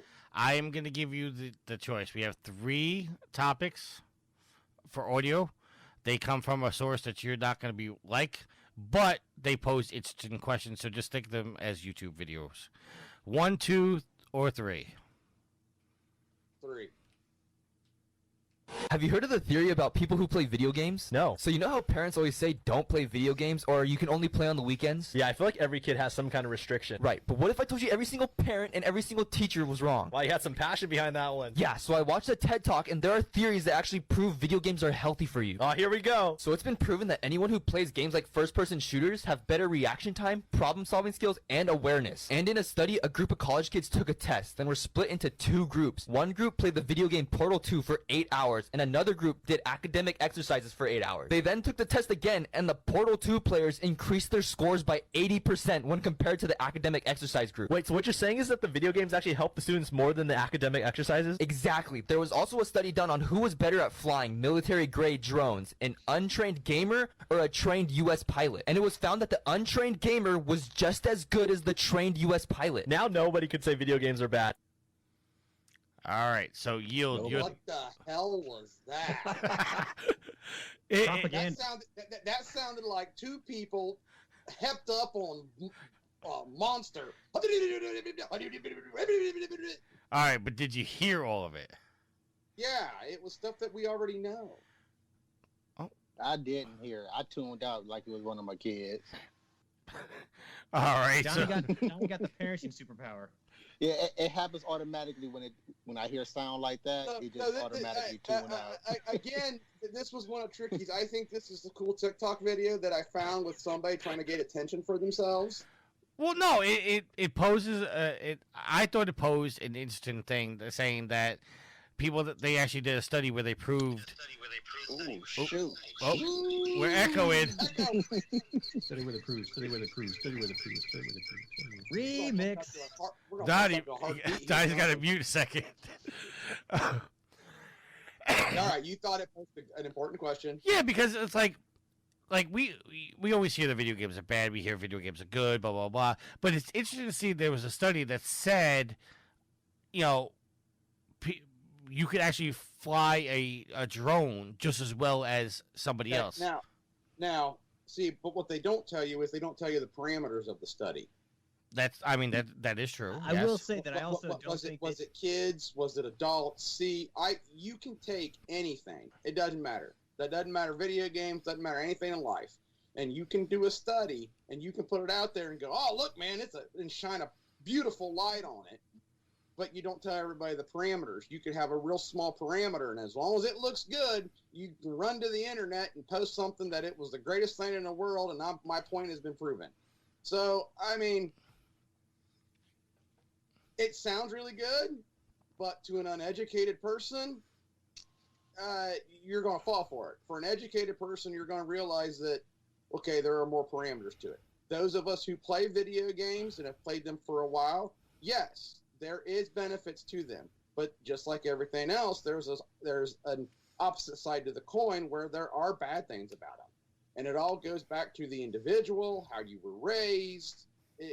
There is a massitude of things that correspond into it. So just posting a video online to prove a small point without telling you all the parameters, I'm not having it. I don't Sounds think American to me. I also What's don't that think that supposed to be? That's what they do. They tell you a whole bunch of BS and don't tell you nothing about the BS. Oh, okay. You're agreeing with. All right. I also don't think that any asshole who played Super Mario Brothers on the Nintendo can just go fly a military grade drone right after that. But no, I mean, we all grew up playing video games, and I would say that we are all well-adjusted, successful people. So, I mean, the fact that, yeah, I mean, I'm sure that there is something about like negative about all types of media, but media itself, video games, movies, books, music, like it's not all inherently bad. And the fact that is that a Super Metroid shirt, Donny? Yes, it is. Excellent. But I think that video games in general have, you know, their benefits, and like they can be a healthy part of people's lives. They don't just have to be demonized like they're evil. All right, Troy, your opinion? Yeah, no, I agree completely. I think the examples they used were kind of like no-brainer examples. Like you've got, you know, the Portal example. It's like, yeah, if you're playing a game that requires a lot of like critical thinking, problem-solving skills, and then you turn around because your brain's already firing on that wavelength, and then you turn around and do a test, obviously, like you're already in the right mindset to do the test. So like that's kind of a loaded thing. No brainer, yeah. Yeah, as far as the like- drones, like that makes a lot of sense set 'em up. because like a pilot is trained to use, you know, all of their senses. So like they're sitting in the cockpit, they can feel the gravity, they can look around, see everything around them. Whereas with video games, you're used to being constrained to what's on the screen. You know, so like piloting a drone is very similar to video games in that like you're seeing everything through a screen, and you're controlling probably very similar. The controls are probably very similar to, you know, what we're used to in video games versus, you know, like a fighter jet, which, you know, has like throttle, stick, a million buttons and things to deal with. And you probably got your foot pedals. Yeah. So I mean, I think the control scheme of a drone probably is pretty similar to a video game, so that doesn't really surprise me. But yeah, I mean, you're not going to turn around and play 6 hours of GTA and then ace, you know, the SATs. Like there's a lot of different use cases that are gonna apply in different areas. I mean, video games definitely do have a lot of benefits though that maybe are a little less tangible or easy to measure. Like, I mean, problem solving skills, the ability to kind of deal with failure. I know a lot of people, you know, in my opinion, because I play video games, like anytime I come across a situation where like I try something, it doesn't work out, like I don't get dejected. I'm like, okay, let's try something else, because video games have taught me, it's like, okay, like you test the system, and if you find something that doesn't work, you turn around and you figure out another way to do it. You come at it from a different angle. You don't quit immediately. And I think playing video games my whole life has kind of put me in that position. Yeah, but to Yield's point, I think that when you got to realize that when people are doing studies, they're out to prove a point. So they, you know, and sometimes people are showing data that supports their point, but maybe aren't showing data that ignoring, that doesn't support their point. Yeah, you're not showing the whole picture. You're just showing. Sounds American. What proves their point, instead of going, well, we had, like Troy said, we had them play Grand Theft Auto, and then we had them take their test again, and man, they did horrible. Well, we're not going to tell you that. All right, Alex has left the building, apparently. All right, so while we're waiting for Alex to come back, let's do another congratulate audio. And this one I'm going to pick, and we're going with this one. Good evening from the UK, Trophy Whores. It's Gaz here. Just wanted to pop by and say huge congratulations, massive well done on the reaching the 500 show milestone. You should all be really proud of yourselves on what you've been able to deliver over the years. I've thoroughly enjoyed listening to each of the shows. I think you've done a tremendous job. Loved being part of the Rocket League Thursday crew, and the community that you've built up on Facebook and other social media outlets has been superb. I love being part of that as well. So keep up the good work, and I look forward to the next milestone episode. Cheers. Bye-bye. So thank you, Gareth, Cheers. for sending that in. Thanks, Gareth. I have to say that Facebook community thing, that took a lot longer than I thought to build up. And we got to keep it going. And that's not an insult. That was just like, man, that took a lot longer than I thought to get people active. And I'm appreciative for everybody who quips in and posts stuff. Hey, man, we're video gamers. It's not like we're not shy. No, All right. has anyone ever told you that you're shy, Donny? Because it doesn't seem like it. I'm very shy. All right. Okay. I'm a little off track here because I'm trying to organize everything. All right. So going back to our topics, also coming from Game Rant. Don't worry, we'll hit our home IGN soon. This is an article from Game Rant. It's written by Chris Littlechild, and let's not go deep into each of them. Let's just see if we as trophy whores have any of these. This is the 20 hardest platinum trophies to get on the PS4. Number 20 off the top, Badland. Anybody have this one? No. Alex? I think Alex froze. They got Alex. No, he's just showing us the top of his head. Alex is back. Alex, can you hear us? Yeah. You froze for a second. Your hamster stopped running on the wheel. That's bound to happen. All right. Do you have the Badland Platinum? Nope. All right. Moving on. Number 19. Tetris Effect. No. I don't have the platinum. I love the game though. Great game. Great game. Donnie doesn't have a VR, and you guys don't have VRs. Love the game, but I wouldn't even want to try to attempt a plat in a game like Tetris. I already know they're gonna ask for some ridiculousness. Gaz says Badland was a Plus game once upon a time. All right, didn't know that. I probably didn't take it. I think Tetris Effect was too, but I don't want fancy Tetris. I want original OG Tetris. I gotta tell you, Tetris in VR is fucking amazing. It is absolutely, yeah. If you're ever gonna play a game in VR, Tetris Effect is the game to play. If I had a VR, then maybe I'd give it a whirl. But I'm not dropping the console price for a gimmick. Oh yeah, I said it. We're not gonna go there. Number 18, NBA 2K18. No, I'm not a basketball guy. No. All right. I got WB 2K17. Moving on, Shenmue 3. Number 17 is Shenmue 3. Isn't that like kind of a Japanese thing? Yeah, no. So the Shenmue 1 was on Dreamcast. Shenmue 2, I think, was on Xbox. Shenmue 3 just came out Shenmue 3 was recently. crowdfunded. Yeah. Right? They announced it at a Sony show, a Sony press conference. And I bitched and complained about it. Wasn't it the same one that they announced the remake of Final Fantasy VII? Maybe. I don't know. Nitro says, actually never heard of Badland. Okay. It's an older game, I believe. You a bad. It looks kind of like Patapon, to be honest. It does. The goddess just popped into the chat, says, congrats guys on your 500th episode. Thank you, goddess. That didn't sound enthusiastic at all. Wow, Donnie. Wow, that's a deep cut right there. That's a deep cut right there. I see Neptune Princess 86 is lurking in the chat, or is that you, Alex? No, that's Ashley. Oh, the goddess, Donnie. The goddess says, "Scratch your sorry ass." Is it itchy? Number 16 on this. You're gonna show it. You're gonna put his camera down there and show him scratching his ass. I really hope he doesn't. Number 16 on this list is Elder Scrolls Online. I didn't hear you say move it. I actually got paid to beta test this before it was released, the PS4 version. I haven't played it since.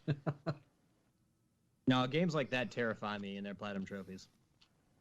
What game is this again? Elder Scrolls Online. Oh, the word online. I don't know. Okay, Donnie, the guys came back and said you've never had any enthusiasm at all. She didn't listen to none of y'all shows there when I was on. Number 15, moving on, Wolfenstein 2, The New Colossus. Nope. Mm-mm. That is in my back order. I have the platinum for the first one, but I've heard that this one is like nuts hard.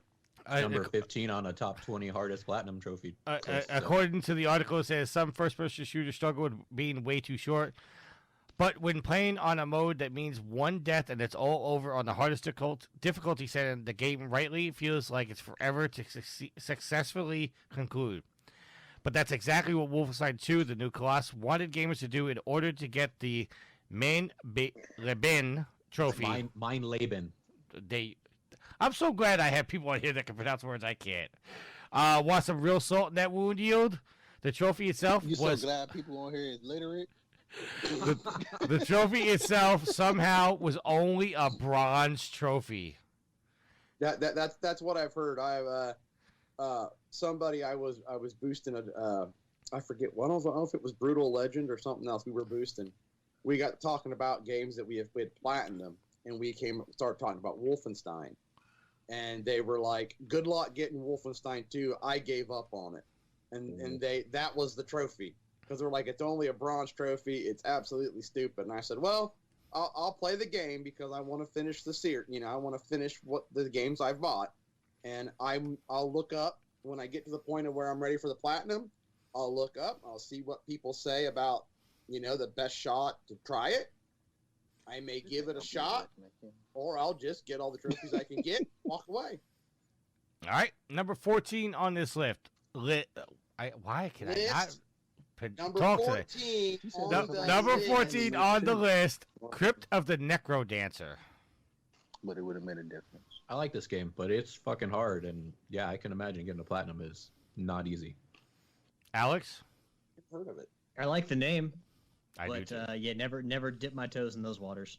It's rhythm based, and I guess I ain't got no rhythm because it's fucking difficult. Well, we are white. Okay, you beat me to it, Alex. It's just it is what it is. We got that shoulder thing, and that's it.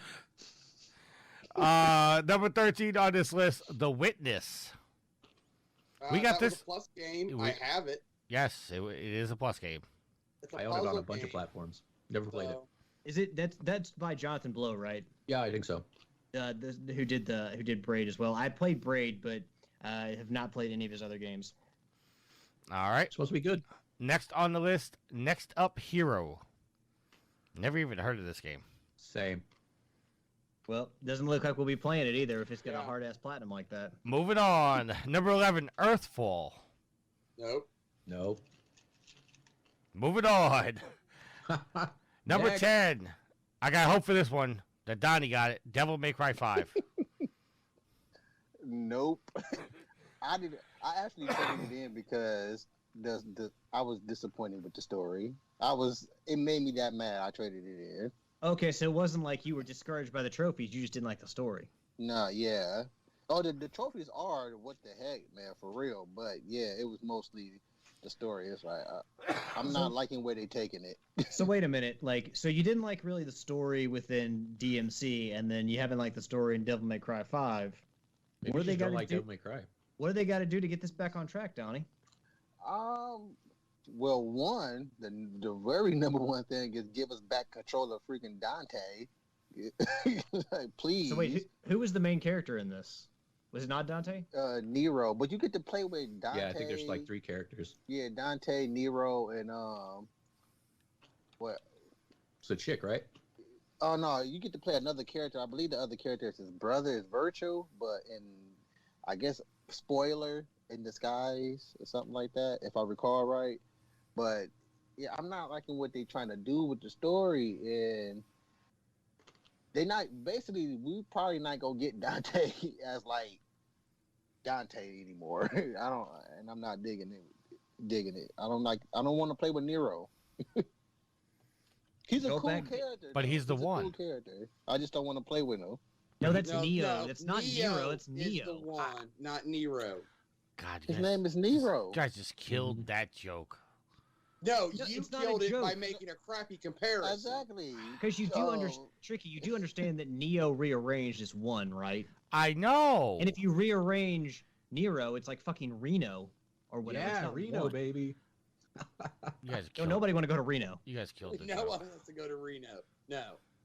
You guys killed the joke. No, it would deserve to be killed. It was dead from the beginning when you made a bad comparison. It has to be funny in order not for it to get killed. If that joke was traveling on the Oregon Trail, it would get cholera and deserve it. It deserves. I had to use that one day and deserve it. Yeah, it earned that death. Resubscriber, Tricky, are you just subscribing to your own show? Yes, I am. You gonna give yourself likes on Facebook too on your own statuses? I do it all the time. Number 9 on this list. I know somebody has this one, Bloodborne. Yeah, I do, and I have all the trophies from the old Hunters DLC. I'm amazing. Move on.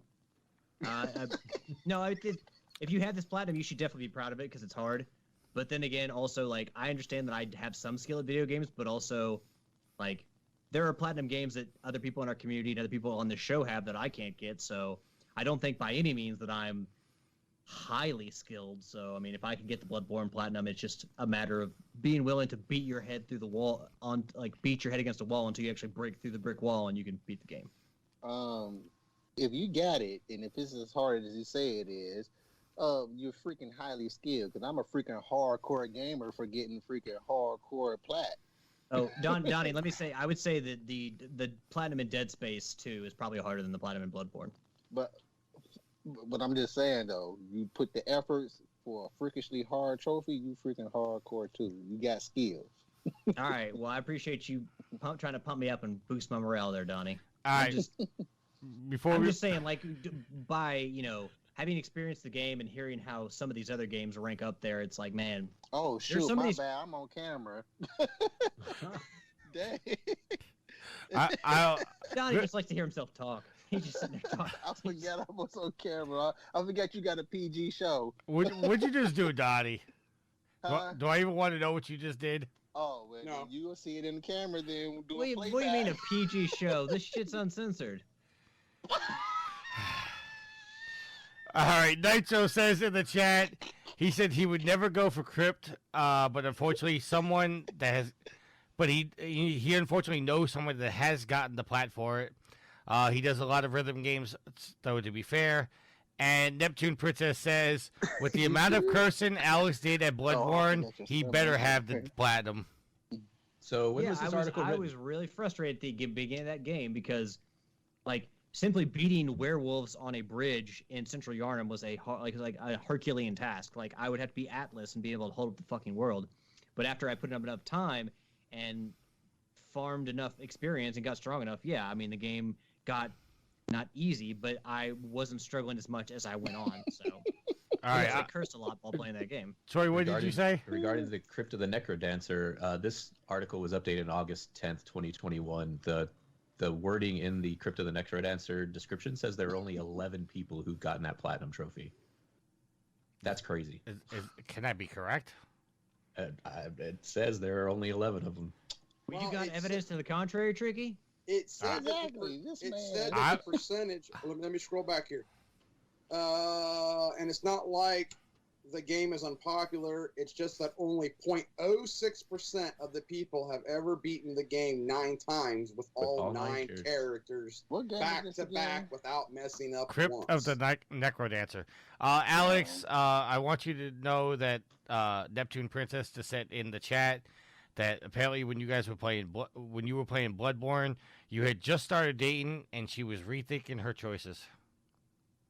Well, I mean, I'm sure there's far more things about me that made her rethink choices than just me playing Bloodborne. All right, number 8 on this list: Monster Hunter World / Iceboard. Anybody? Nope. Move it. Nope. Moving on. I mean, honestly, that's probably a series that I would like. I just have never played one. Number 7, Super Meat Boy. I heard this is incredibly hard.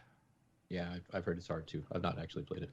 I think the one thing that helps this series, though, the Super Meat Boy game, actually, Super Meat Boy 2 is coming out at some point. But what helps the series is that after you die, you get back into the action so quick that it's kind of like that thing where it's like, okay, one more try.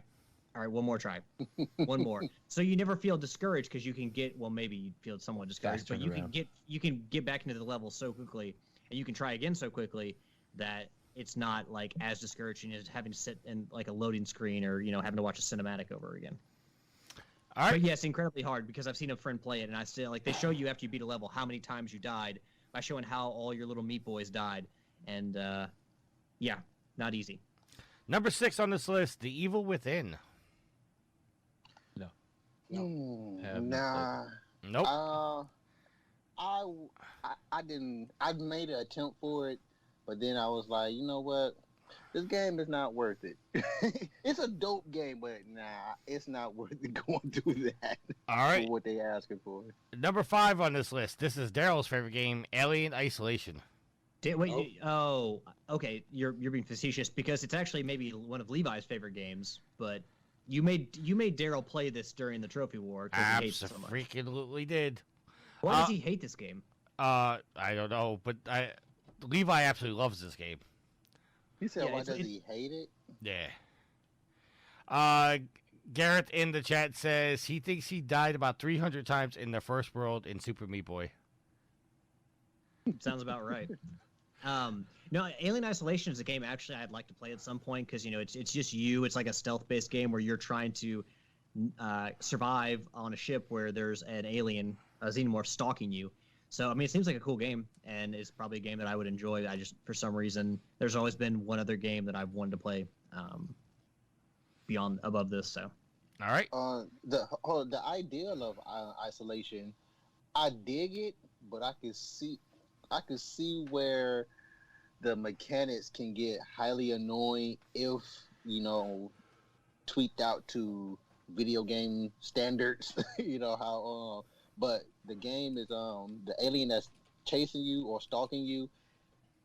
It said that it learns where you go. Like each time you die, you can't go back to the same spot and try it again because it'll check there because it'll start to learn that you go there and hide.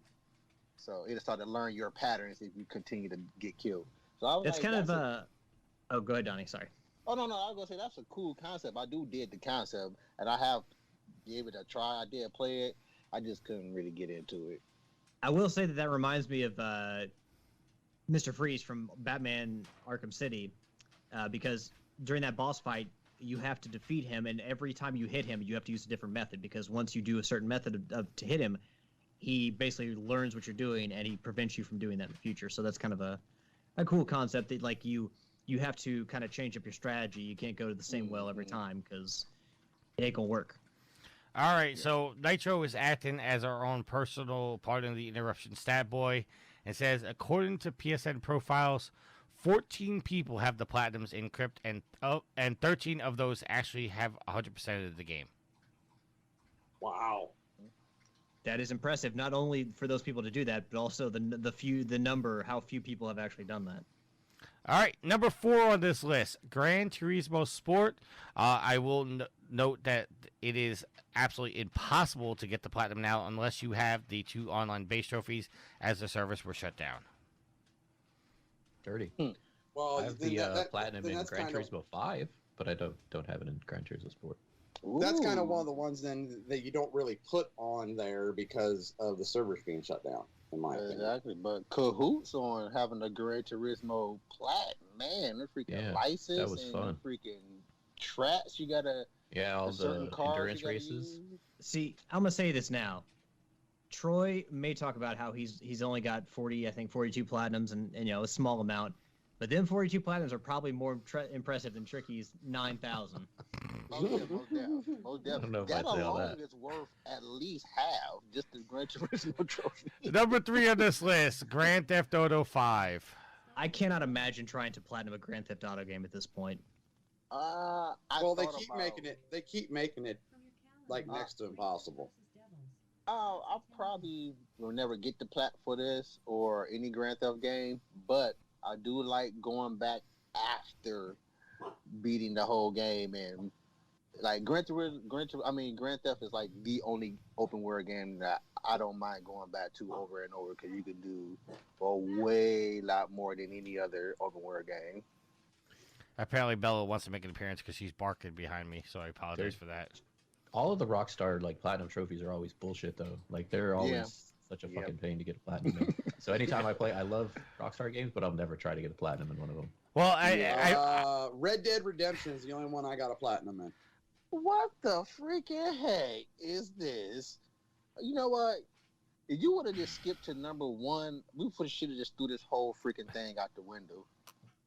All right, hold on. No, I actually have something to say about number 2 because I played number 2. All right, before we get on to number 2, I think it's weird, or not weird, but just I don't know. I don't know what the word is. It says whenever a game offers an absurd range of content, dedicated players are compelled to do it all, even if it's saving the money to buy the most absurdly expensive properties in the game. Grand Theft Auto 5's trophies demand a bit of everything, from excellent mission performances to grinding to the online level all the way up to 100. As long as that game's been out, I'm surprised the dedicated people are not 100 by now. I hear you, Bella. I hear you, girl. Yeah, surprised too, but yeah, like I said, I'll do it now, like just casually go after the trophy just because I didn't did the whole story, so I just play it just to be playing it. But yeah, if I don't casually get the plaque or any other trophy, then it ain't gonna get got. All right, and number 2 on the list, Alex said he wanted to talk about it. I think it's called Fury. Yeah, Fury. So F-U-R-I. I'm just going to read from the article just to give you guys an idea what the game is. Fury doesn't offer a huge urban playground to cause mayhem in. Here, it's just the player, a futuristic arena, and a ravenous, gigantic, ill-tempered boss that wants to slice the protagonist into salami with all the malice it can muster. Fury is a relentless arcade boss rush that mixes hack-and-slash elements and old-school shooter elements. It's tough as steely nails, and its trophy roster reflects that. S ranks on the hardest difficulties will test anyone. Fuck this game. So think of like I'm so glad he wanted to talk about it just to say fuck this game. Think about it's like a boss rush. You basically there's little bits in between boss fight arenas, but essentially it's just boss fights like Shadow of the Colossus or Punch Out, and they're fucking hard. As we talked about, I have the platinum in Bloodborne. I have platinums in Streets of Rage 4. I have platinums in Cuphead. I can't even beat this fucking game. I can't get even halfway through the bosses. That's how fucking hard it is. Troy look like you're about to say something. But so fucking the platinum, just beat the game. That's enough. You saying this game makes you look like a tricky? It makes me look like a chump. Donnie, I would love to see you play this game. It's like a bullet hell shooter boss rush sort of thing. Yeah, it's fucking nuts, dude. Yeah, and I played it because I think we got it for free at some point for PlayStation Plus, and I was like, oh yeah, I'll try this game. And I mean, if you got the platinum, be fucking proud of it because I can't even beat the game. All right, well, and apparently the title says a lot. Number 1 on this list, I know 3 of you guys have a platinum in this game. I don't know about this version, but number 1 on this list, The Last of Us Remastered. It says, with so many great narrative games on the PS4, Naughty Dog's masterpiece is still one of the PlayStation's finest exclusive. Kudos to those who have secured the platinum in Joel and Ellie's harrowing adventure because it doesn't come easy. Between Survivor and Grounded difficulties, a whole lot of collectibles, the heavy grind on the Firefly Hunter trophies, and certain missable ones, this could be a heck of a long road. So in the remastered version, did they make you play on Grounded in order to get the platinum? Because you could get the platinum in the original version without doing Grounded, because Grounded was released as DLC. So you get the platinum first, and then they released extra trophies for Grounded, but you didn't have to play on Grounded. I'm looking it up right now to just confirm whether or not you need it. Well, I'm assuming it is, because if Grounded was not part of the platinum, then this is a bullshit number 1. Because yeah, I think you have to get it. Well, you know what? I'm not going to say that. I'm not all sure. I got to say is that if it wasn't for the BS MP multiplayer that they want you to do, I would have this platinum. Yes, you need to. Hold on, it says. Okay, according to this, it says you only have to play the Survivor Plus difficulty. Yeah, so that's why. So BS. This game is not hard at all to plat. Yeah, I don't know why they have it on number 1 then. It's just the 160 game grind for the Firefly and the other trophy.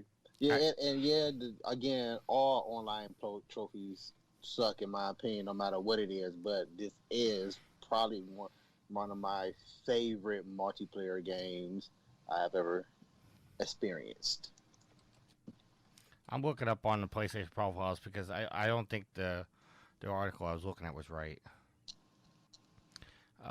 In order to get the platinum, no, you do not need it. Yeah. So what? This person just I guess because when they looked at it, they just assumed everything was going to. Never assume. Do your homework. You know what I mean? Because this on person the didn't play it. Then this person just read on the DLCs, or excuse me, on the remastered version, all the DLC lists are listed separate. So no, you don't need it. All right. So Nitro in the chat, he's about to get himself banned. He says, I think most of the players that play GTA 5 are casual gamers, which is why the completion percentage is so low. Well, that can be said for pretty much every Rockstar game. And then he said the last thing, which is going to get him banned, why would people want to plat that Last of Us trash game?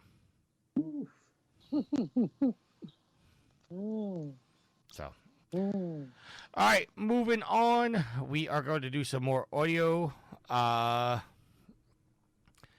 I just want to give a shout out to Andy, who I asked for to send in audio for episode 500, and he just responded and said, "Sure, what do you need it by?"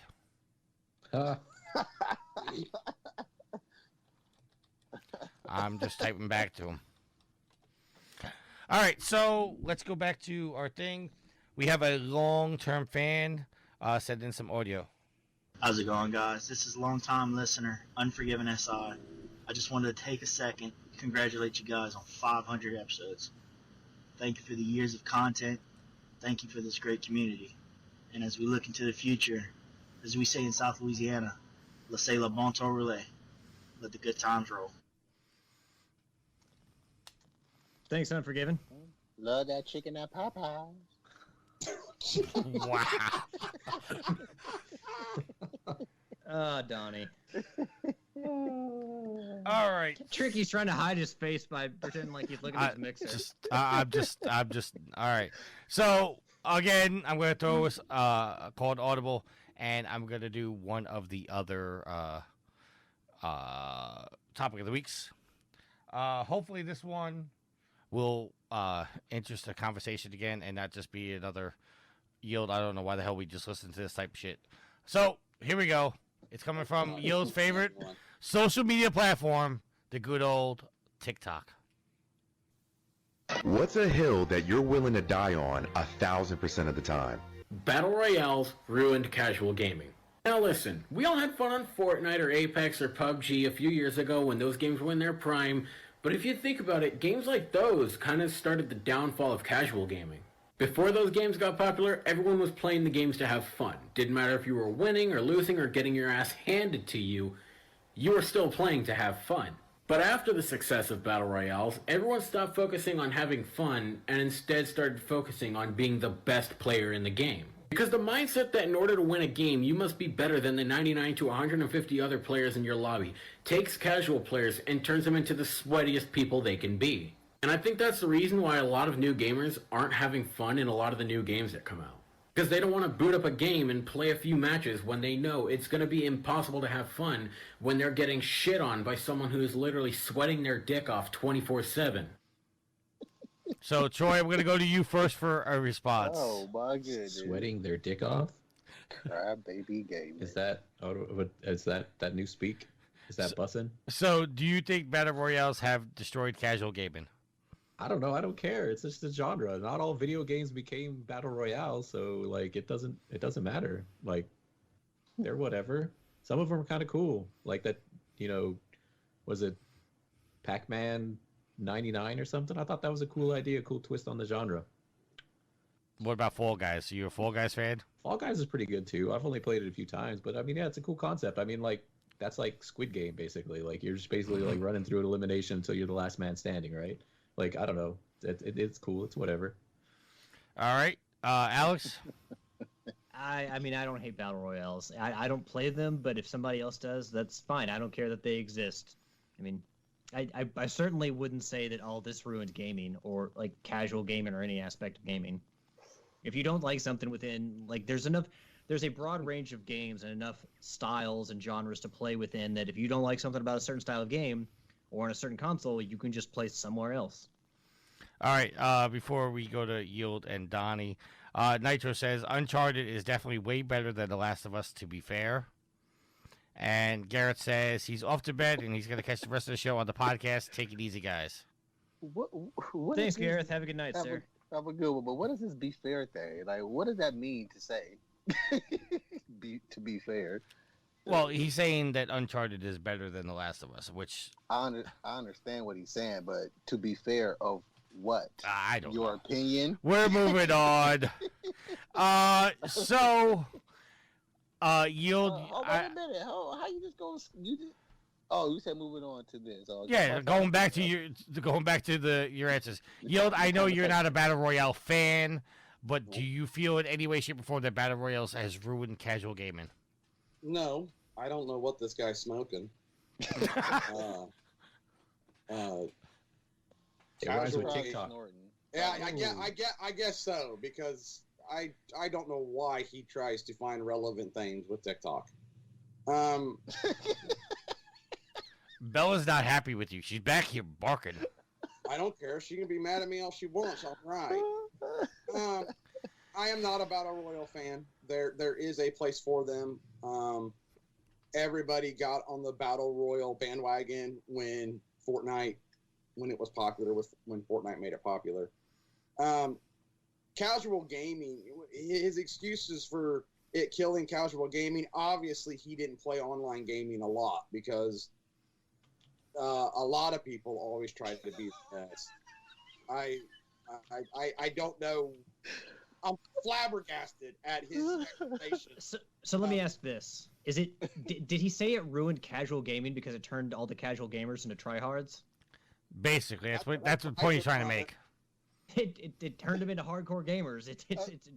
It's lessening the number of casual gamers. That's bad. Isn't that what a game's supposed to do? I was just about to say, what the heck is a freaking casual gamer? Like, a casual gamer ain't supposed to be playing this much. A casual gamer is somebody that plays Clash Royale on their smartphone, or they're playing Farmville or whatever it was. What if you play Clash Royale every single day for like 10 hours? But you're still not a casual gamer. You are a gamer. Yeah, a casual gamer is people who just play like, okay, I don't have nothing to do today. For 15 minutes. Yeah, I sit down and play for a little bit. Oh, even if it's even if it's multiple hours for that day, I don't play every day or every other day. I play. What the? I don't think people know how to conversate, man. They don't know how to use the words properly, because... Well, apparently, Nitro in the chat doesn't know how to use his words properly. He just says, in response to you when saying, what does it mean to be fair? He goes, yeah, like, in his opinion. Then he says, it's just a matter of perspective is all, and it's to annoy Tricky as much as I can. Yeah, bro, you don't know how to talk, because to be fair is a stupid phrase. You don't know how to talk, man. Just say... I don't even just say it's better than Last of Us. Boom. I already know it's your opinion because you said it, and that's another thing that can make this games, or what you call a battle royale, suck. You are the only one that make this game suck, because you're the one that's sucking at it. You don't make the casual gamers, whatever he said it is, because they're doing exactly what they're supposed to do: turn a casual gamer into a hardcore gamer. I don't play neither of those games anyway. I'm just saying they did what their jobs supposed to have done did. All right. Ashley wanted to add a comment. She texted me saying adding labels to qualify gamers is divisive. Well, tell her to write that in the Twitch chat. Also, she said, this man never played any MMO. Hardcore gamers made life miserable for everyone. So... You made yourself miserable for gamers. Like, you the one chose to play this freaking game for 85 million hours and never get good at it. You suck at this game. Nothing makes the gaming genre suck other than what the. I think that it's kind of, you ask like what a casual gamer is, and I think it's harder to define these days because people used to say like, oh, a casual gamer is just somebody who plays on a smartphone. Phone gamer, yeah. But at the same time, there are a lot of phone games that suck up people's attention by the hours these days. So okay, that's a gamer then. You're not. I know. I'm not saying that, Donny. I'm not saying they're not gamers. It's like who cares at this point? Like why say the casuals, the hardcores? Like just like let people play games and not care whether they're casual or they're hardcore. Exactly. You know what? You know what killed casual gaming? Really good fun games. Yeah, yeah. I mean, the industry itself killed casual gaming. The industry itself killed a lot of stuff that. Well, that's actually a good point because the industry, the industry itself, thrives on people playing more games and spending more money.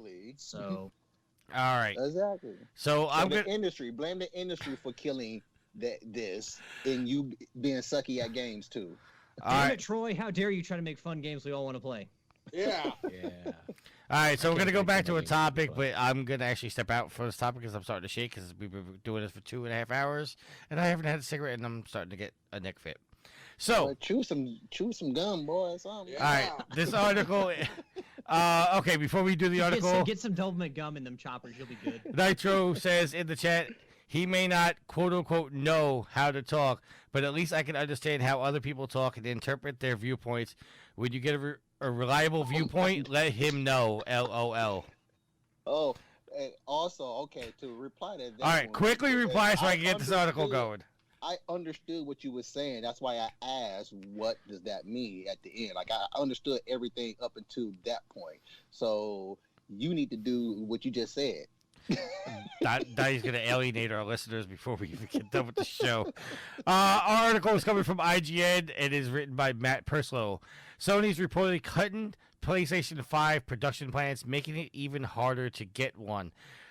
This article goes on to say that Sony has reportedly cut production for the plans by around 1 million consoles due to component shortages and logistic constraints. With less consoles being produced, it can be harder to buy one. A report from Bloomberg cites sources familiar with Sony's operations. These sources claim that Sony was originally targeting more than 16 million PlayStation 5s to be produced in the year and in March 2022, but that figure has now been cut down to 15 million. As noted in the report, Sony's chief financial officer recently told investors that logistical issues and part shortages have grown more severe. PlayStation 5 sales in the quarter ended in September 2021 were weaker than expected, and since July, sales of the console have fallen beyond the pace of its predecessor, the PlayStation 4. The ongoing global chip shortage has not done any favors for the PS5 and many other electronic devices, and the continuing effects of the COVID pandemic has made supply unpredictable. Bloomberg sources note that PlayStation 5 assembly partners are in a daily contact with component suppliers to try and confirm that shipments will arrive on schedule, but clearly Sony has decided that the current situation means it cannot fulfill its original aim of over 16 constructed consoles. With that being said, Troy, one of the other reasons I put this article in this is because we call you the business. You can give us the business talk. I'm going to step away, but I'm listening on Twitch. Tell us the business, Troy. Yeah, no, this is definitely a real thing that's definitely affecting, like, literally everything. I said earlier I'm in construction for our Facebook Overlord, so I'm building the sites that are, the future of the metaverse, and we actually have construction projects that have had to have been delayed because of shortage of network gear. So basically all the gear that goes into the buildings to set up the Wi-Fi networks and all of the networks inside the buildings are damn near impossible to get. So we've built out the entire space. It's ready to go, but we can't put network equipment in the building because the supply shortage of chips and everything like that. So we've actually literally had to pause the opening of buildings because of this chip shortage. It's literally affecting everything. We're looking at buying a new car, and now it's definitely not the time to buy a new car, because if you've driven past a dealership lately, like they're damn near empty because there's no chips, and no chips. These cars have millions of computers in them, and so they just can't build the cars. All of the manufacturers of cars, even domestic manufacturers, have had to cut their supply lines, their manufacturing. What the hell you call those? The freaking the lines, the production lines. Yeah, assembly lines. Yeah, assembly lines. There we go. Yeah, they've had to actually like shut them down for periods of time because they just don't have the component parts. A lot of it's chips, but there are other pieces of the supply chain that are just basically on hold, and it's kind of a lot of really crappy things that have all come together at once. It's the fact that everything was shut down for a year, so all of these manufacturers kind of scaled back all of their stuff because there wasn't much demand for it. And then, all of a sudden everybody wants to open back up, and it's getting all of those supply chains, ramp back up. On top of the fact that there have been surges in cases in a lot of places, so that affects it. Then there's like a shortage of truck drivers and all of this stuff. So once even the things get to the coast, they can't be brought on onto shore because there's already a bunch of stuff that's backlogged at the ports that you can't put more containers on the port because there's tons of containers that need to be unloaded and stuff needs to be brought inland. It's a huge mess. Everything's a huge mess right now, and this is definitely a part of it. So yeah, I mean it sucks. Now's not the time to be trying to buy new things for sure. Yeah, where all the chips are going? Skynet. I mean, if the metaverse can't get their hands on the chips, then I don't know where the chips are going. It is Skynet or the Matrix. I forget the name of those robots. Well, like, wait. Oh, you mean the like the octopus-like ones? The Oh yeah, the ones from the Matrix. Yeah. Yeah, I can't remember. I'll look that up. Using us as battery supplies. I think that I mean, Sony's been preparing this. Like every once in a while you'll see an article that's hopeful and says, "Hey, production's ramping up. It'll be easier to get one." But for the most part, Sony and all their partners and most of the articles that I've seen have been saying that, supply is going to be constrained into 2022 or into 2023. Yeah, so it's not like 2023 at this point. It's not like Sony or anyone else have painted a very hopeful picture of this. Obviously, when there are people still searching for PlayStation 5s out there and who really want them, and how big of a pain it's going to get one, like going from 15 mil or going to from 16 million to 15 million in the wild is, I mean, that sucks. That's a million less people. But I guess the good thing is it's not, at least they're not cutting in half. They're having to, chop their expectations down by 1 million. But even so, I mean, that's 16 million still probably not going to get all the consoles out there that people want to buy. So they've been preparing us for this, and this isn't like any different than the rhetoric we've heard already. This just kind of gives us exact numbers on how many to expect. Yep. Scalpers are going to love it, though. I don't care. When they come out, they come out. They ain't got no games for me right now anyway. Oh, Donnie, what are you talking about? There's plenty of games to play on the PS5. Yeah. What? You can The use same your ones that we PlayStation playing 4. on the Station 4? Yeah. You don't want to play the new Ratchet and Clank, Donnie? Wow. Again, I don't take back what I just said. It's no games. Yeah, Ratchet and Clank. I mean, by it being the one, it's kind of like negates itself from everybody else I said. It ain't no game to play.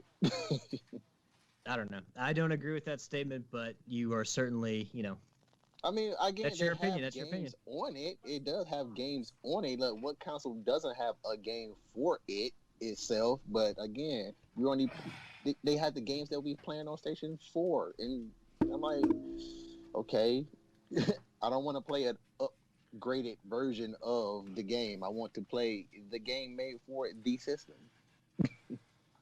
Oh yeah, but I mean, like, also you're talking about games like the next Horizon, which comes out in February. You're talking about the next God of War. Like, you want to play those games. I mean, yes, it's nice you can play them on the PS4, and again, Sony had to do that because they had to call an audible because they need to get their biggest games in as many people's hands as they can.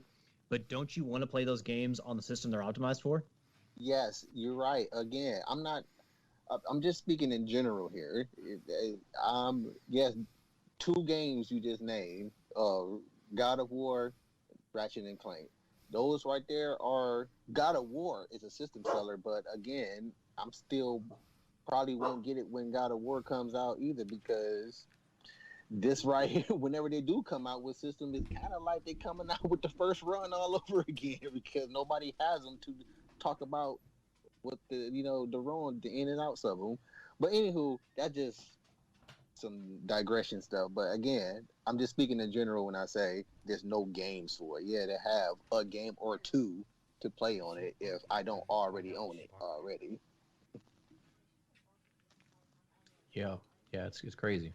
All right, I just came back, so hello everybody. Welcome back. I kind of heard this, but I don't know if I missed somebody saying this, but isn't 15 to 16 million consoles? I mean, that's a huge number that's still producing.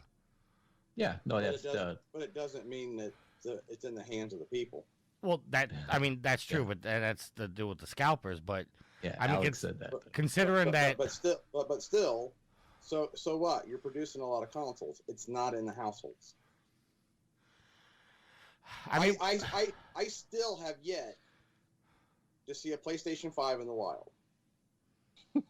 I mean, just sitting on a shelf in the wild. Yeah, in the wild. Yeah. I have yet to walk by Walmart, Target, whatever, and be like, "Hey, look, there's a PlayStation 5 on the shelf." You know, I mean, look at what what I and my friends had to go through to get one. You had to go through tricky. Yeah, you had to do a real tricky method. Who had to go through someone to get one. Yes. So, I mean, that's what I mean. Sony can put out all the positive numbers they want. They've got an issue. And honestly, they just need to come out and admit that. Because they keep posting all these articles. Look, we've sold 50 million systems and yada yada. And it's like, but I don't see any on the store shelves. You know, everybody who wants one can't get one. Yeah, so, I mean, again, and I'm not trying to. Why are we still bugging out over shipments, unit shipments for? Like, why is that ever any news about anything? Again, and I'm not trying to be a Sony apologist, but that's not really a Sony problem. That's a distributor problem with the fact that the stores don't have better ways to combat piracy and these, the scalpers. Well, I mean, how are you going to do that, really? I don't have the solution, but like I said, it's you can't really blame Sony and for that for the to the other side, you can't blame Microsoft either for the fact that you can't get a hold of these consoles.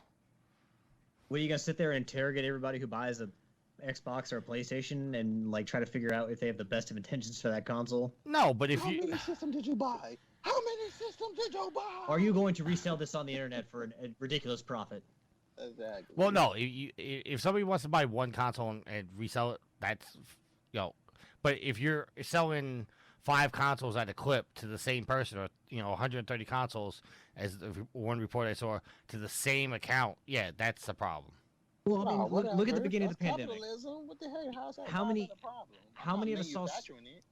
How many of us saw stories last year of people buying up toilet paper or like medicine or like shit like that, just general house supplies that they would then sell to like bleach or like Clorox wipes that people would then sell at an up price to make money off the pandemic and hoarding supplies. You're absolutely right. So it's not just like video games. Like people will do that shit any way they can make a buck. Exactly. People trying to save the world when God himself couldn't. Now, let's be honest. If somebody goes to Walmart and tries to buy 10 PlayStation 5s, she can be like, well, you ain't got that many people in your household that needs a PlayStation 5, so you're probably selling some of these as a scalper. But, when people have, like, they use all these different techniques to get a hold of PlayStations, like creating different accounts or different emails, like, everyone wants to blame the stores or the platform holders for all these problems. It's like, how are you gonna get around these people doing this? Like, blame the people. People are just shitty sometimes, and it's not necessarily the store's fault. If the store's letting somebody walk out with 20, consoles, okay, yeah, maybe. But people find a way around that shit. People find a way around the restrictions. So. All right. Well, one thing Sony's doing is our next article, also comes from IGN, is written by Robert Anderson. It says PlayStation Direct has started to expand into Europe with the aim to make it easier for fans to secure a PS5. Germany has launched on November 8th, with the UK, France, Belgium, and Luxembourg all coming soon as well. PlayStation UK tweeted about the news and noted that fans should stay tuned for more details coming soon about the UK launch of PlayStation Direct. If anybody doesn't know what PlayStation Direct is, that's basically Sony selling it straight to you and not going through a distributor. So that is now live inside the UK. There was an update to the story. Who's shipping it? Sony is. It's Sony. Yeah. It's coming straight from Sony. Sony got a freaking mail person. Oh, they've got distribution. They're not going through FedEx. Oh yeah, I'm sure it's going through FedEx or UPS or something. Okay then. But that's not the problem. The problem is Walmart. Shuhei Yoshida is not going to drive up in a car and just drop this thing off at your house. PS5. Why not? Again, but that's a third party though. It's still a third party. Yeah, but they're not going. They're not going to Walmart or Best Buy or GameStop. Is the point? You see how the news delivered in America? How we talked about earlier. We're gonna move on. Okay, and for our last article, written article, this is also coming from IGN and is written by Jared Moore. It says, as the PlayStation 5 turns 1 year old, because it's now officially been out in the market for a year. Nobody got one. I got 2 of them. And you the people we got was talking about. Me and Yield got PlayStation 5s. Yeah. My bad. There are currently 25 exclusives that are currently in development. Horizon Forbidden West, Gran Turismo 7 more, and more we don't know about. As part of a celebratory update on the post on the PlayStation blog, Sony spoke about the jam-packed year it's experienced since launching its latest flagship console. Quote, a busy year indeed, and we're just getting started with the PlayStation 5. That was from a quote from Jim Ryan. He goes on to say, the imaginative game creators and publishing parties we work for have launched more than 360 games on the PlayStation 5. Additionally, there are more than 25 games in development at PlayStation Studios. While most of those games won't be available to play for quite some time, we're looking at you, Spider-Man 2. There's still plenty for PlayStation fans to get excited about. Next year alone, the publisher will see the launch of the number of exclusive blockbuster titles, including the likes of Horizon Forbidden West, Gran Turismo 7, God of War Ragnarok. However, that leaves a huge number of exclusives still to be announced. So I'm going to end the article there. But Yield, there is some hope for Siphon Filter. There is, and I'm dying on that hill, but I'll believe it when I see it. I mean, since they're not doing Days Gone 2, then that does put a little bit more hope back into it. All right, Donny. Donnie. What they didn't tell you is that half those franchises are going to be Naughty Dog developed, and their remasters and sequels to Uncharted and Last of Us.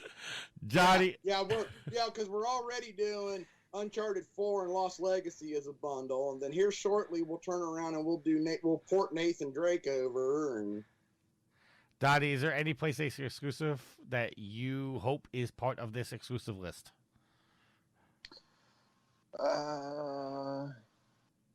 Metal Gear. Not really. That's not a PlayStation Sly Studios Cooper, game. Donnie. You like Sly Cooper, don't you?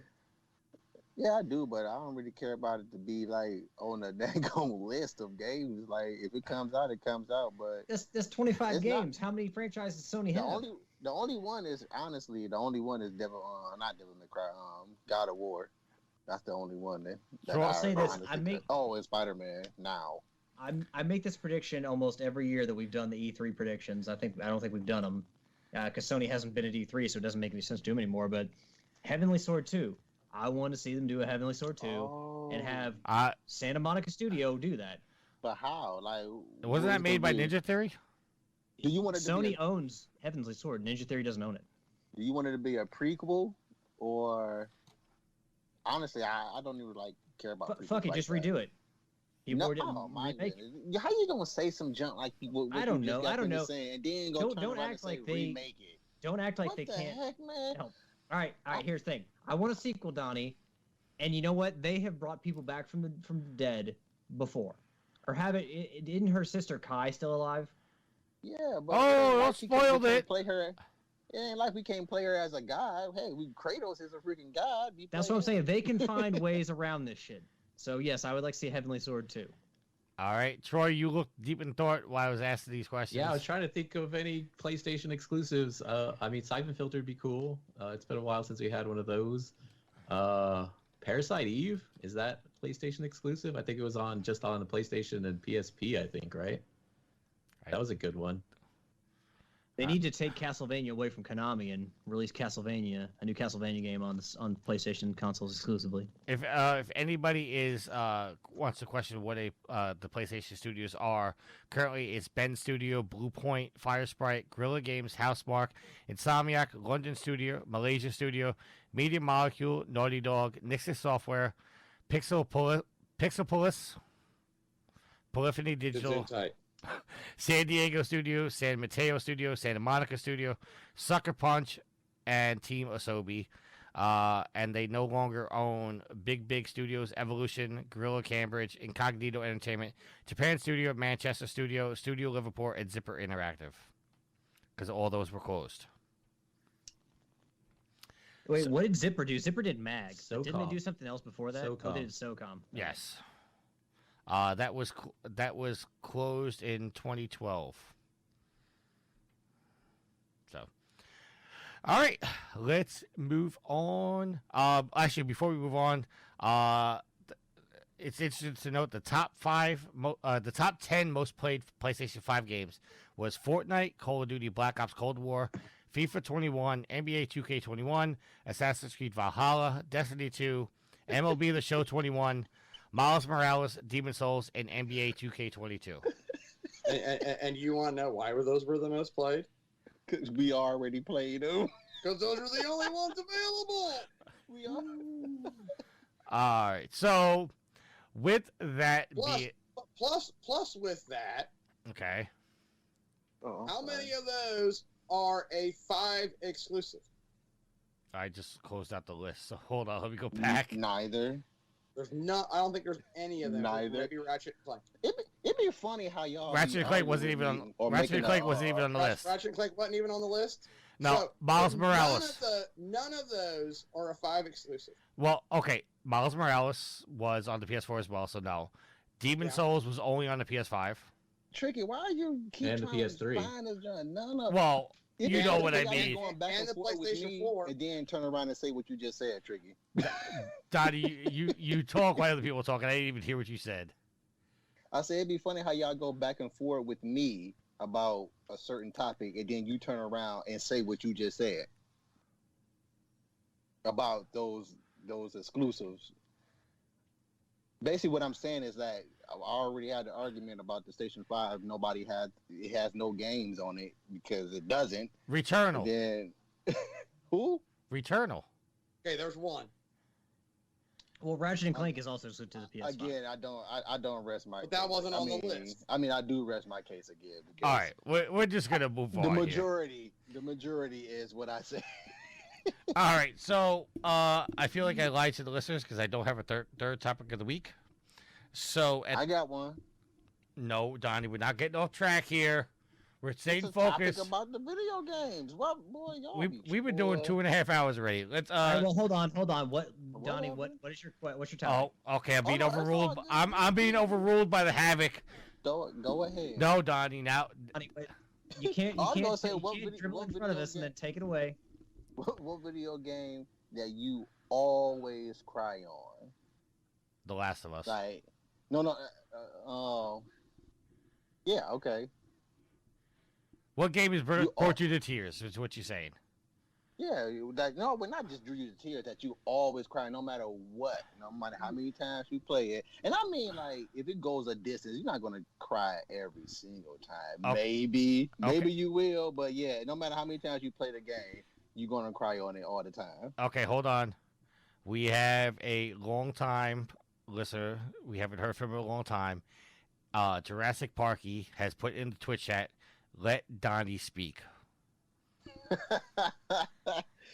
Thank you. The Jurassic has spoken, and I have spoken as well. What is your favorite game that you always cry on, Jurassic?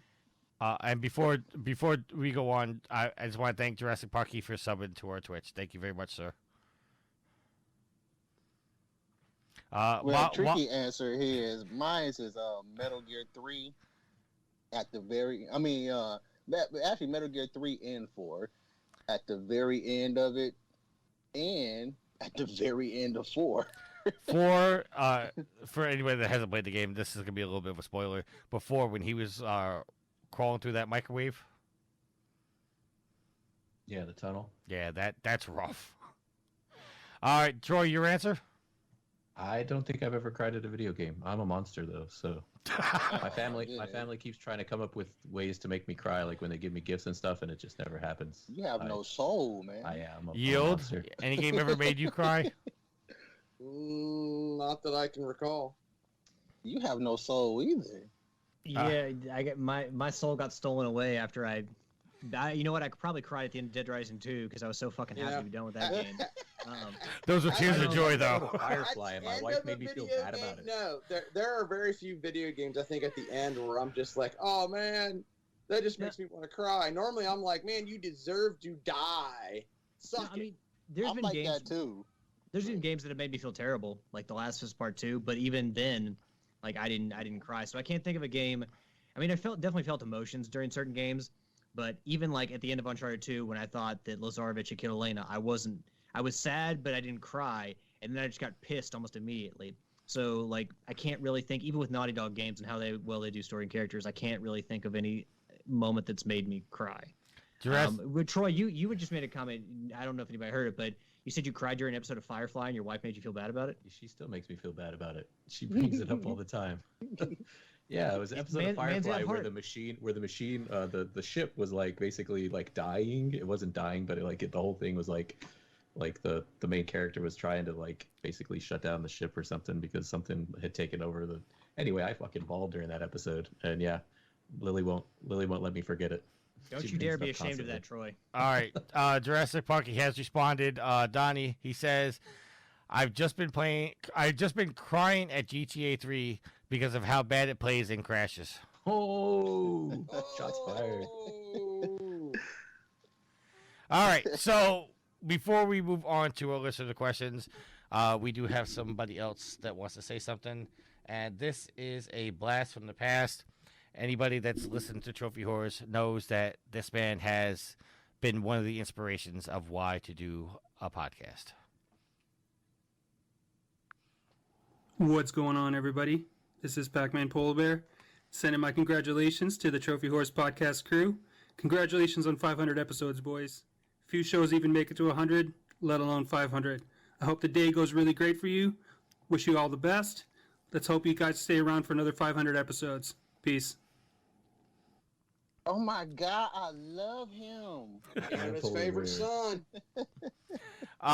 Nitro has responded saying the closest he's ever cried would be at the end of Marvel's Spider-Man, which we're not going to go into details because technically that can still be spoiled. So, well, yeah, I haven't played that yet. Yes, but yes, that was a very emotional ending as well. All right, so Alex and Yield. Yes. I have a little bit of a surprise for you. Oh, yeah? The soundbite that everybody hates, but we play it every week. Yeah. I found an updated version of it. Is it better than the original? Because if it's not better than the original, you're getting kicked in the nuts. Okay, well, I'm going to play it now, and you two are going to make the live vote if we replace the current one with the new one or we keep the current one. All right. Here we go. Hold on. I gotta raise up the volume. Well, shit, let's keep the current one because I can't hear this one.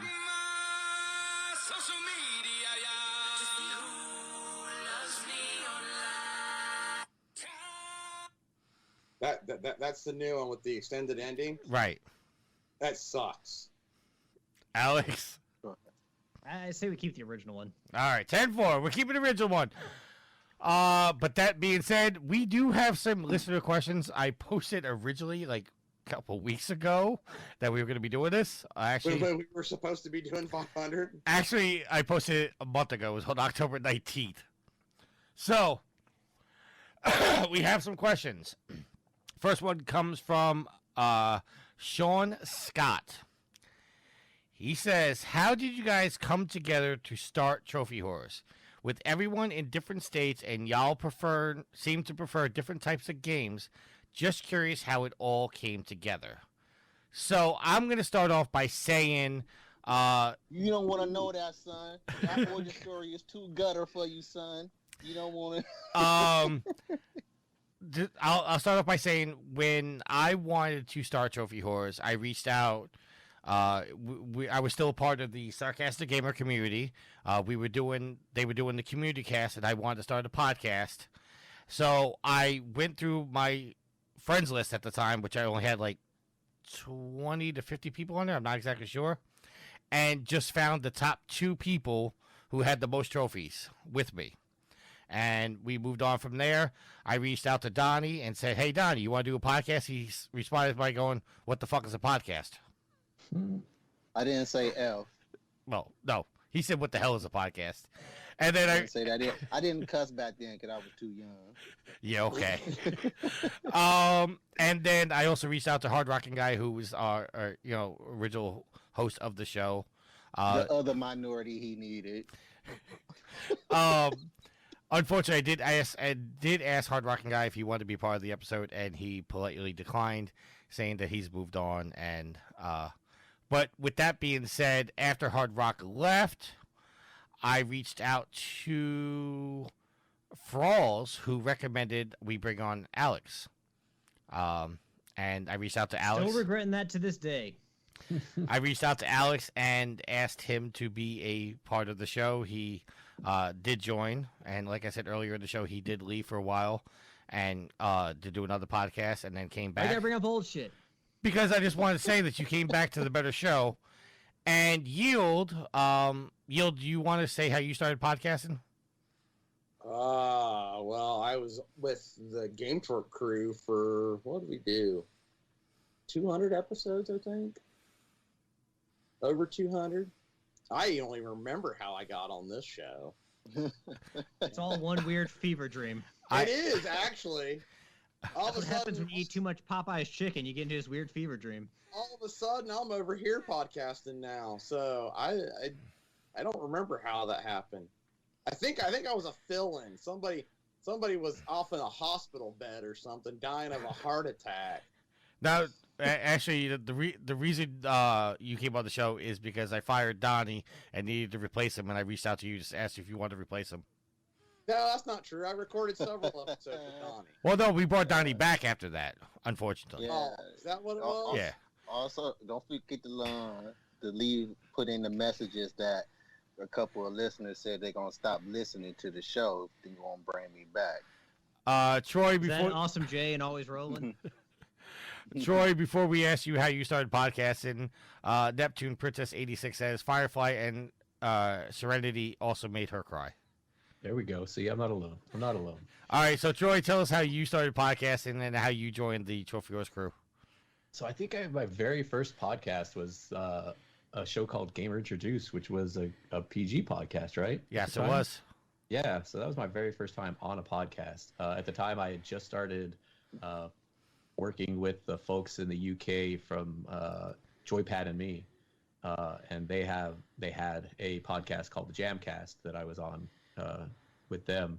And then I just started kind of filling in on Trophy Whores, and then at some point I became a regular on Trophy Whores. So at the time there was the four of you were the four horsemen, and then it was like, oh, Troy's here, we have the five horsemen. How does it and then just my life got busy and so I had to step away. You also became our white interpreter too. There you go. Yeah. I've been on. And the reason Troy has the moniker the killer turned whore is because, as he said, he started filming on the show. But every time we'd ask him to be on the show, one of us inevitably had to miss the show. So it turned out that Troy would have killed one of the hosts to replace it. But so miraculously, like Kyle on South Park, they come back every week and get replaced, and then Troy would disappear for a couple weeks, come back, another whore would miss the show, and Troy would fill in and be like, he's the killer turned whore. The killer turned whore. Yeah, Trophy Whore's killer. Yeah, yep. I remember that. Neptune Princess also comes back and says, Wash's death destroyed her. Yeah. I guess that means something to you, because I don't know what that means. Yeah, it's a Firefly Serenity thing. It must be a Firefly reference. Yeah. All right, moving on to the next question. This is coming from Homer, who says, what have been the 5 worst Trophy Horse moments? Since there are 5 of us, I'm just going to say let's all give one answer each. Dottie, let's just get your answer out of the way. What? Like, I guess all the episodes when I wasn't there, those were some sucky episodes. Alex, your answer? What was the worst moment in Trophy Horse history? I'm talking about when I was apart. I'm not talking about after I left, like this Fido time, when I was apart. It wasn't quite as funny. No, for me, I have a different perspective than some of the listeners because I deal with editing, so I'm sure that editing one of these shows at some point was the worst part of Trophy Horse for me. Damn, you stole my answer. Yield your answer, sir. Editing. He's deep in thought. No, I'm trying to think of how I want to word this. Uh-oh. This is scary. I don't know if I've had a downright horrible episode. I've had some where someone's ticked me off before, and I know where he's going with this. And I've checked out. I've had some where Tricky comes up with these topics, and he's like, "No one's talking," and we're like, "Because the topics are horrible." So there's been some of those that I'm sure the listeners are like, "Wow, that wasn't a high quality show." And then there's but then to balance that, we've got ones where we come up with 2 topics and we ramble on for an hour, and it's probably one of our best shows. So I don't know if I've had one that I can just sit here and go, "God, that was horrible." All right. Troy, do you have an answer? Well, my answer is going to be anyone that I was on. Yeah, his answer, he's so heartbroken about not being on a Trophy Horse. It still means a lot that my wife has probably been on more episodes of Trophy Horse than I have. You know what? You're probably right. Yeah, for anyone who doesn't know, the lady at the front in the introduction who's saying our names is Troy's wife. Yeah, Troy, you're gonna have to reach out to Lily and ask her to re-record because we have to with the actual people. Yeah, because Patchen and Steven and Sid's name. Wait a minute, could we record Troy? Could Troy record it for us, and that way his wife could have done it, and then he could do it. We could do that too. He could pump up his numbers so he could be on more shows. He could be on more shows than she. All right, I don't have a worst moment, but if I have to talk about a down moment on the show, it has to be the first time we ever had Jeff Haddon on the show when somebody took a shot at Donny outside of his window. That's got to be the funniest, low moments. Because all you hear was Jeff go, "Was that a gunshot?" And Donny's like, "Yeah, I forgot to close my window. I'm sorry." I forgot to close my window. All right. Next question. Homer has flipped the script and said, "What have been your top 5 podcast moments, the best ones?" Again, 5 of us here. Let's go. We'll give one answer. Troy, do you have an answer for your best Trophy Wars moment? I'll go with episode 300. That was the one. Yeah, Donny was in McDonald's. We could hear all the orders being called out in the background. That was pretty dope. All right, Yield.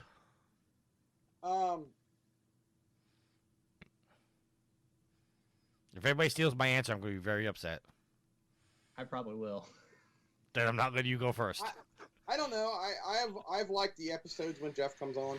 You get a different perspective, and I've liked the episodes that Troy has been able to give us perspectives from his business schooling background in video games, and where all that we're doing is giving our opinion from where we stand and our experience from what we've read and our experience in gaming as a whole, where these guys are in the business, so to speak, and schooled in the business, and they can actually, where these are our opinions and what we think, and they can give more of an in-depth description of, well, these are why companies do it this way. Well, also, and having Zach from Bombfest being on was a really cool episode too. Yeah, that was cool. And Yield, you actually made that happen because I did, because he's from Ohio. Not only that, but you were a big component of the game, and with that, I took that information because, I mean, as much as we love having Jeff on the show, don't get me wrong, we love having Jeff on the show. It's always interesting when somebody gets so passionate about a game that I can reach out to the developer and say, "Hey, can you come on and talk about that game?" And we haven't had many opportunities for Yield to really get excited about a game and be able to talk to the developer. So it was that was really cool that I was able to do that for Yield and get the guy that made the game on the show. And not only that, Shortly after that, I went to PAX East and was able to sit down and talk to the guy. And he didn't just. I'm not gonna say like a developer ever just like blows you off when you go to a convention, but they have so little time with everybody that they just like, hi, how you doing, and then move on. Zach actually sat down and talked to me and yielded up with some stuff. So that was really cool. Alex, if you steal my answer, I swear to God, I'm driving to Kentucky. It's Donny related. Do you have something Donny related? No, it's not Donny related. Go ahead. This will forever be my favorite Trophy Horse moment is when Donny was talking about eating canned dog food on the show. Jeff Hanna was also on that episode. Donny, do you remember that? Vaguely. Vaguely. But I'm quite sure I did eat the canned dog food for real. Well, here's another one. Donny on another episode told us or tried to convince us that he was actually trying to find prostitutes, some Detroit prostitutes to bring on the show because it was Trophy Horse. So, all right, Donny, your answer, sir.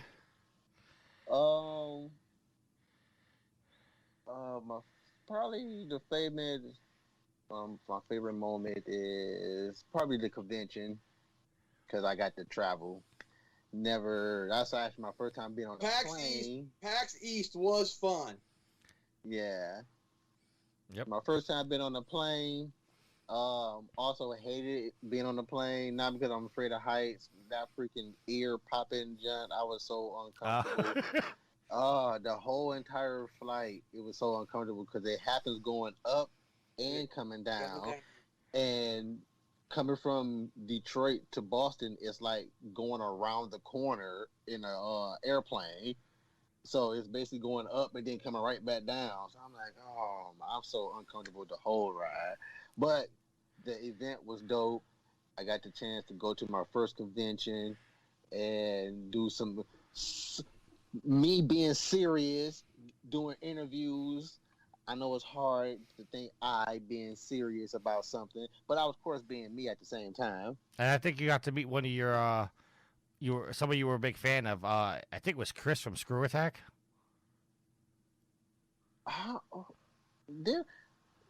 Was it? I know it was Screw Attack. I don't remember if it was Chris or not. I think so. Because right. Screw Attack is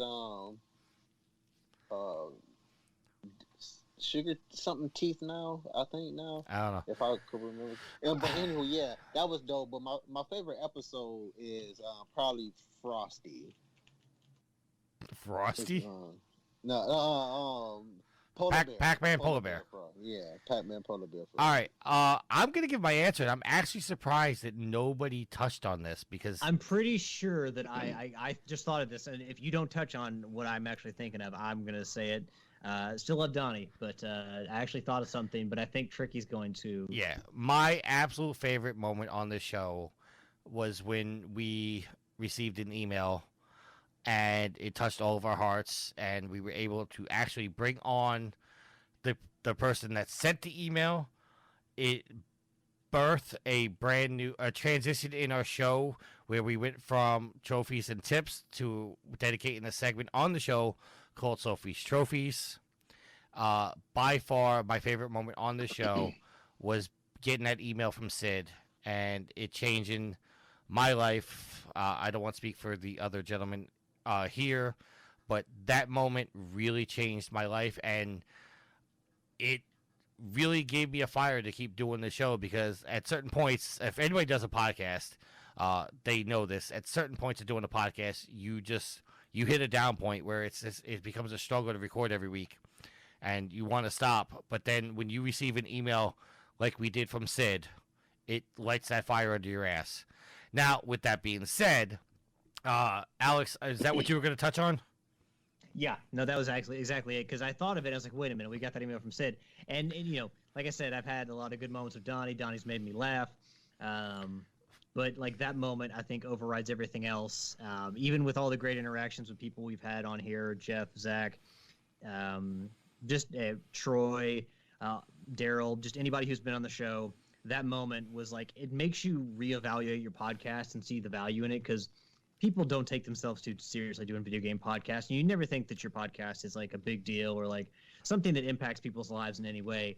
And then you get an email like that, and it makes you just look at your podcast in a different light. It's like, okay, even if it's only one person, if we, help someone in their life or made a big difference in someone's life at some point, then that, how do you, like, you can't place any value on that. It's like so incredibly important. I'm sorry, I did not mean to laugh at that particular time. It's just, as Alex was talking, there was two cat ears just came up in his camera and just dropped down. Yeah, it's Cosmo. With that being said, wait. Also, I would like to say I gave up titties for Sophie's trophies. All right. With that being said, it would not be a landmark episode if we did not hear from our man, Sid.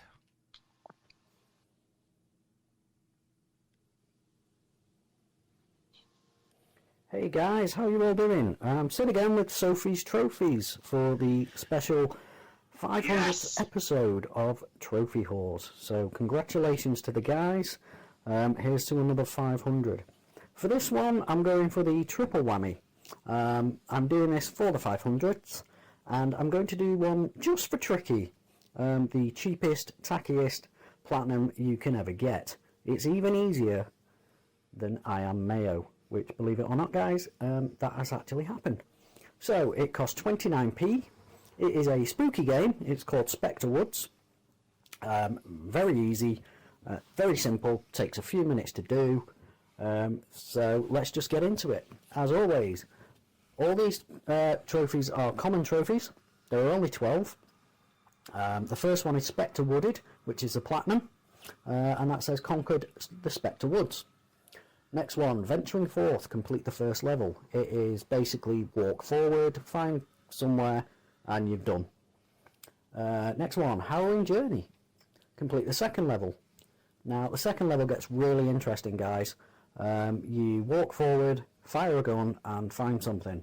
The big thing in this is there are ghosts, which look fucking terrible, I have to say. It looks like they fell out of a Pac-Man cabinet from the Atari 2600. So anyway, next one, My Grave, discover your grave and finish the game. Spectre Encounter, kill the first ghost. Tough Spectre, kill the boss ghost, which is basically just an even shitter looking big boss ghost. The whole game looks terrible, by the way. Lost, discover the truth. Apparently I've done this, although I'm not sure what the truth is, so God knows. Gunslinger, fire gun 10 times in one level.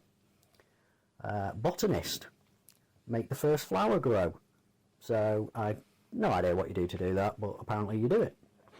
And then there's the inevitable, which is die. So you have to actually work on that one, guys.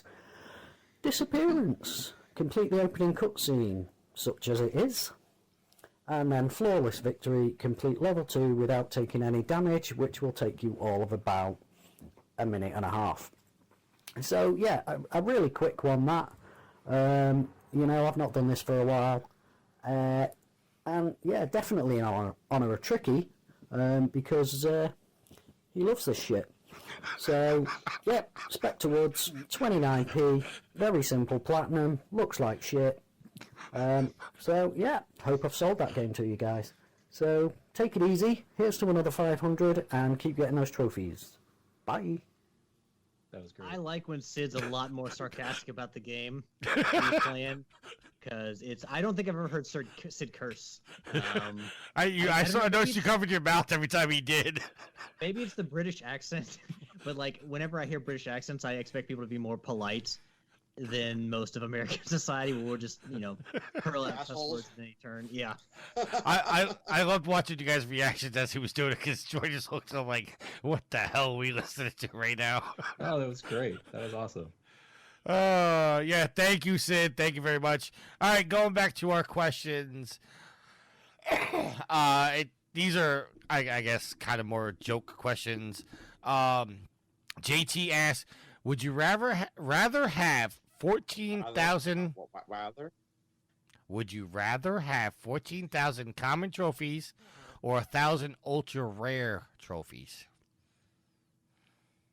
1,000 ultra rare. I'd rather have more ultra rare than ultra rare.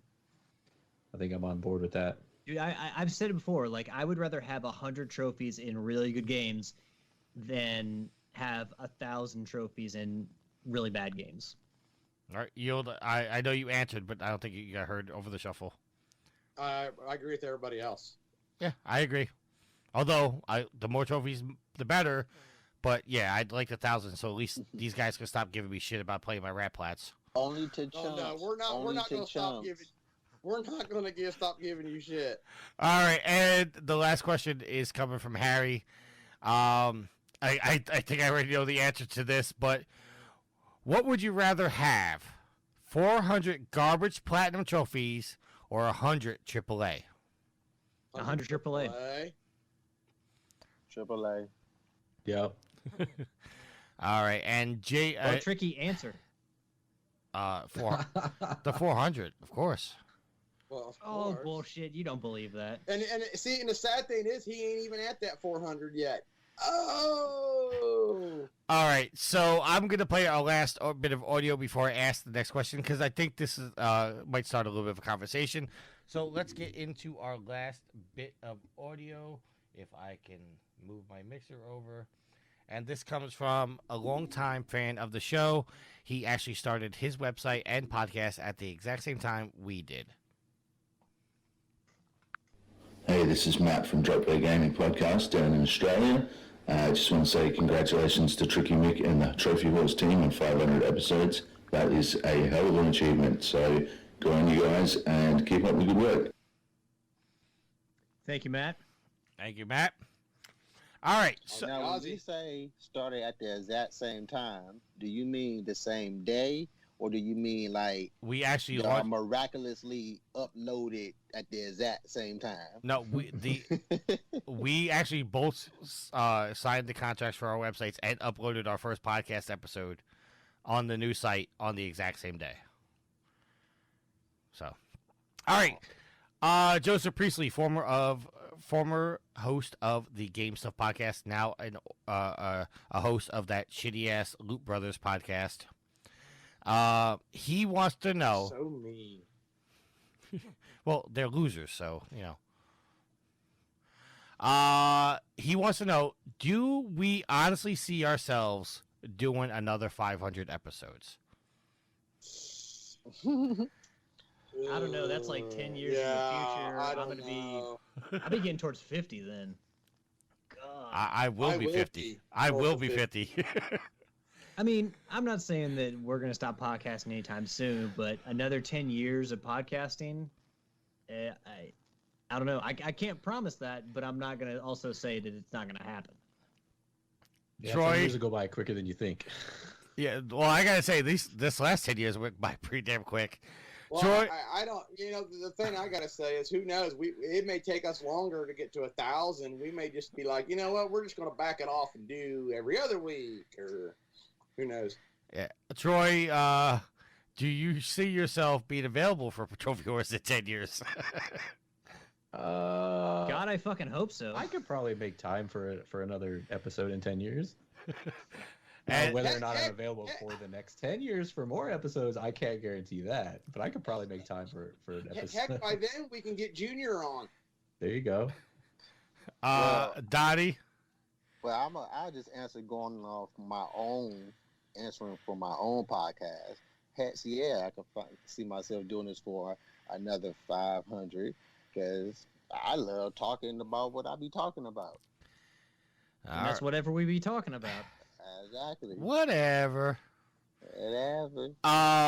Do I see myself doing another 500 episodes? I have to say, you know, I don't know. Like, as I said before, I play Sophie's Trophies. There are times, and I'm sure everybody here can attest, that doing this every single week starts to feel like a chore. Yeah, it starts to feel like a chore and a grind, and you want to... And definitely more for you two. Yeah. Well, I don't want to lessen it, but yeah, I mean, with me and Alex... No, I'm not going to lie. Definitely for you two. Me and Alex, sharing the editing duties and, having to edit out Yield clicking on his mouse or eating Well, hey, it's not just yield. No, I told you before. No. I'm going into it. Don't cut me off. There was times Alex had to edit out me vaping into the microphone. Some audio issues. I mean, Donnie's an editor too. But Donnie didn't edit out a lot of stuff because he's like, let's keep it real. I keep it real. All of that stuff. No, you did not. No, you Okay, did We're not. not about to go there. I'm just gonna say we know. But yeah, doing that though. I mean, superb. Doing 500 episodes. It's. I mean, listen. I don't want to toot our own horns or anything like that, but this is a major accomplishment. And that's why we got the audio of people saying a lot of our podcast friends and whatnot. This going 500 episodes. This is a lot of damn work. I got to tell you. And we've done more than 500 episodes. We got the E3 specials. We got the fireside chats. We got the PlayStation Showcase ones. There's a lot of shows. I mean, yeah. But do I see myself doing another 500? I don't know. Do I want to get to episode 1,000 so we can go to Italy with Jeff Hanna? Absolutely. Jeff Hanna said he would podcast us with us in Italy if we got to 1,000. I don't see myself quitting podcasting at all no time soon. Or Donnie's a form of talk. If Donnie can't fly on a plane from Detroit to Boston without his ears popping, think of what he's going to do on a flight from Detroit to Italy. They got really good food on the flights, though. Now, Donnie, they feed you real good.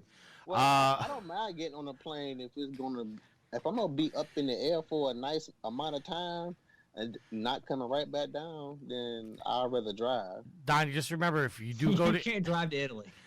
Donnie, if you go to Italy with us, just remember you can't order French dressing in a restaurant over there. Yeah, you can. I don't know where my mind was when I forgot what you said.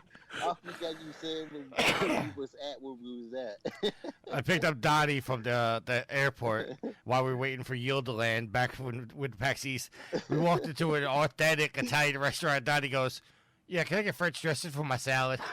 I don't Well, blame that's the only you, dressing that's the only dressing I did. Donnie, Italian dressing. The only thing Italian dressing is good for is marinating it in chicken or pork chops. Other than that, yeah. Nitro says. Hold on. I got a question. Hold on. Did they have it? No. Nah. But I forgot. It dawned on me like, oh, yeah, duh. Nitro says in the chat, the fans blowing into the mic and Levi's trash microphone as well. Yeah. There's been some audio things over the years. I mean, me dropping out of the audio because my internet dropped because I have fucking AT&T. My edit shows were the bomb. Donnie's over there tooting his own horn. All right. With that being said, let's close out the show. Troy, we're going to start with you. Your shout out, sir. Shout out to all y'all. Y'all be putting in the work. I just show up for the big ones.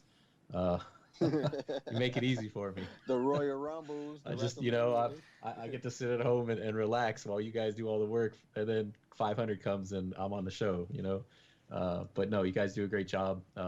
It's always great being on the show. We expect to see you next Sunday, 7 o'clock. Yeah, that's not going to work for me. But yeah, I do miss podcasting in general, and definitely being on the show with you guys. Time is a finite resource, unfortunately, as you guys all know. Yeah.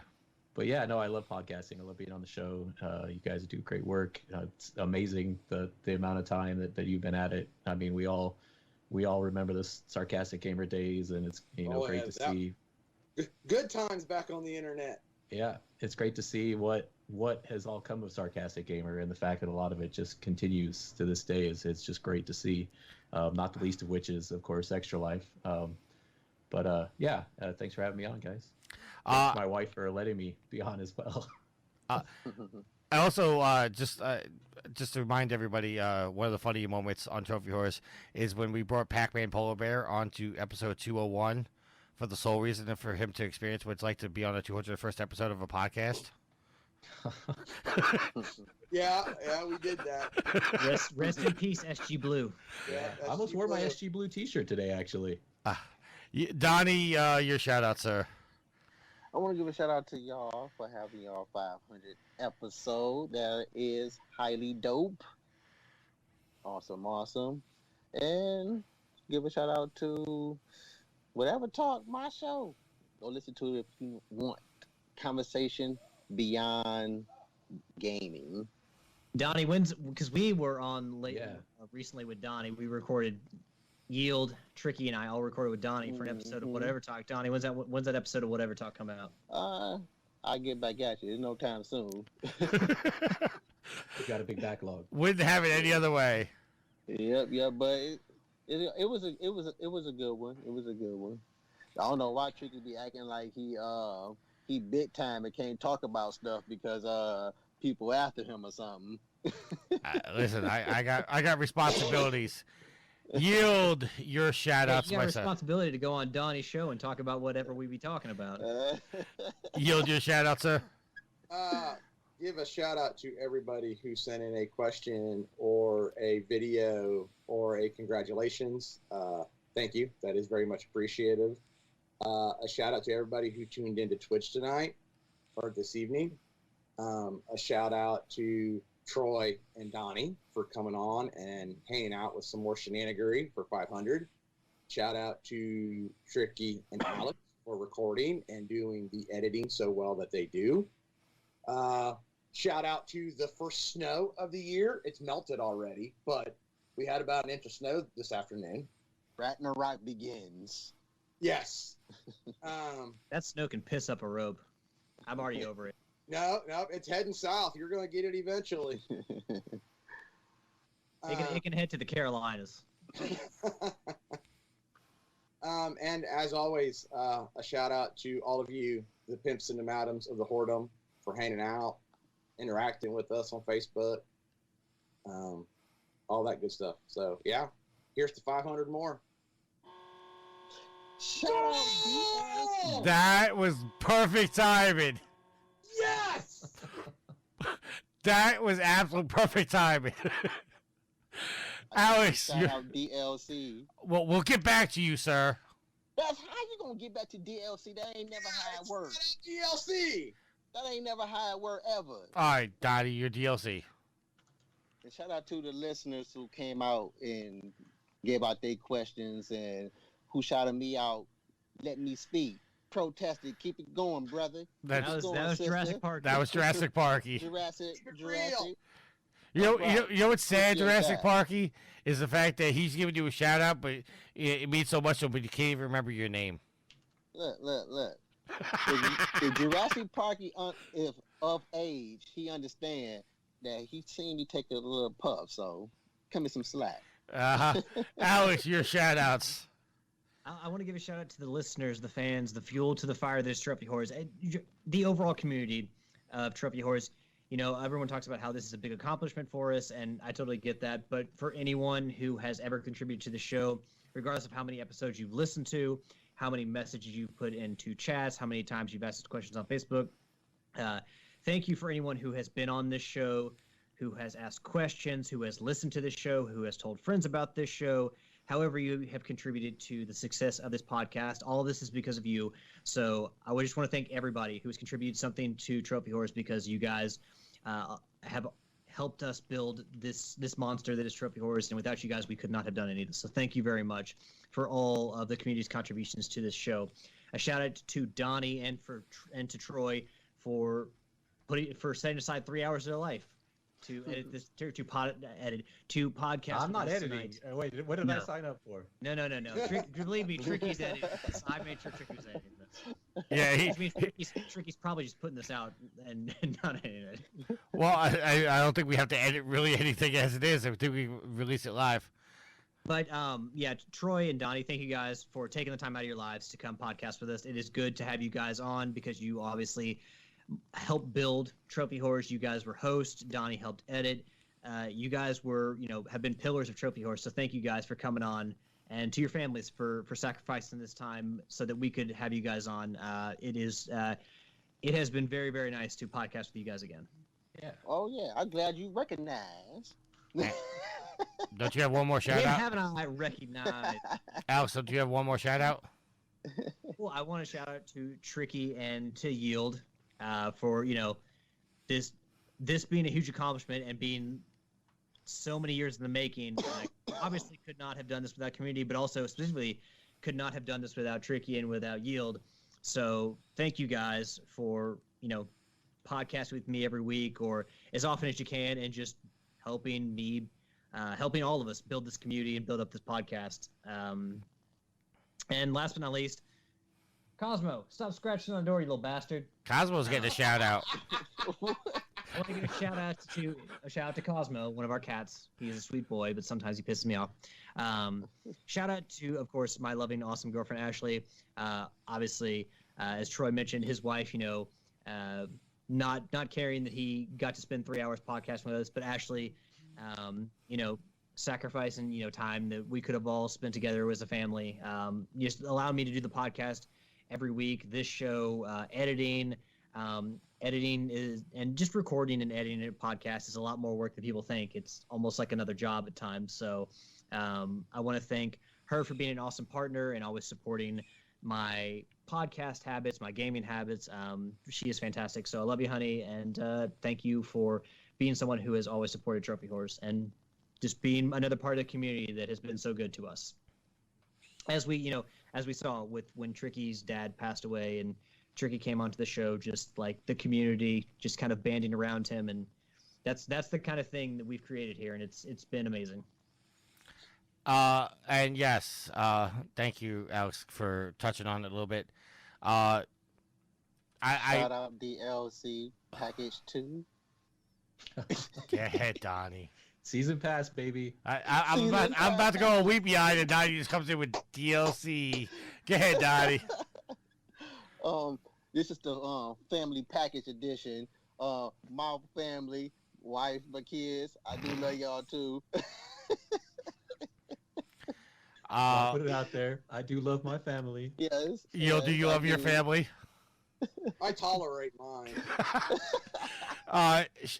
Especially Homer. That's because your brother beats you sometimes in Mario Kart, and that's the best you can do. Well, ask him about the blue shell sometimes. He still loves that. Oh, we all know about the blue shell. Bella apparently doesn't like the blue shell. Oh, well, there are fond memories of that because, he will never play. It always used to be me, him, and a buddy of his, and we would always play Grand Prix. And so it would never fail every time he'd get into first place. We hit him with a red shell or a blue shell. and he swears up and down we did it on purpose. And I that's not how I remember one race doing it on purpose just so that way I can say I did do it on purpose. Which I did. I pulled over, went to dead last, got a blue shell, hit him with it, and won. So... Nitro says in the chat, Donnie's starting to have more DLC than Minecraft. Okay, but anyway, yeah. All right, so I want to give a shout out to every single person that supports the show, supports the website. My God, get your own shout out. You guys are making this harder than I need to do because I'm trying not to cry right now. As of this recording yesterday, me and my family finally got together to do a memorial lunch for my father. I finally received his ashes. They're sitting on my desk where they will stay. Sweet Mama D, who, if you guys are watching Twitch or watching the video, is finally got to say goodbye to her grandfather.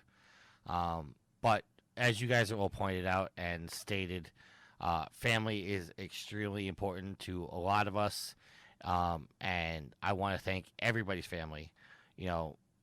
Troy, Lily, Yield, the Amy Meister, Donnie, Lakira, Alex, Ashley, for putting up everything. And that even goes back to Titanic Wang, Moonshiner, Hard Rockin' Guy, all of the names I just mentioned have been an integral part of doing this show, and their families have sacrificed quality time with their family.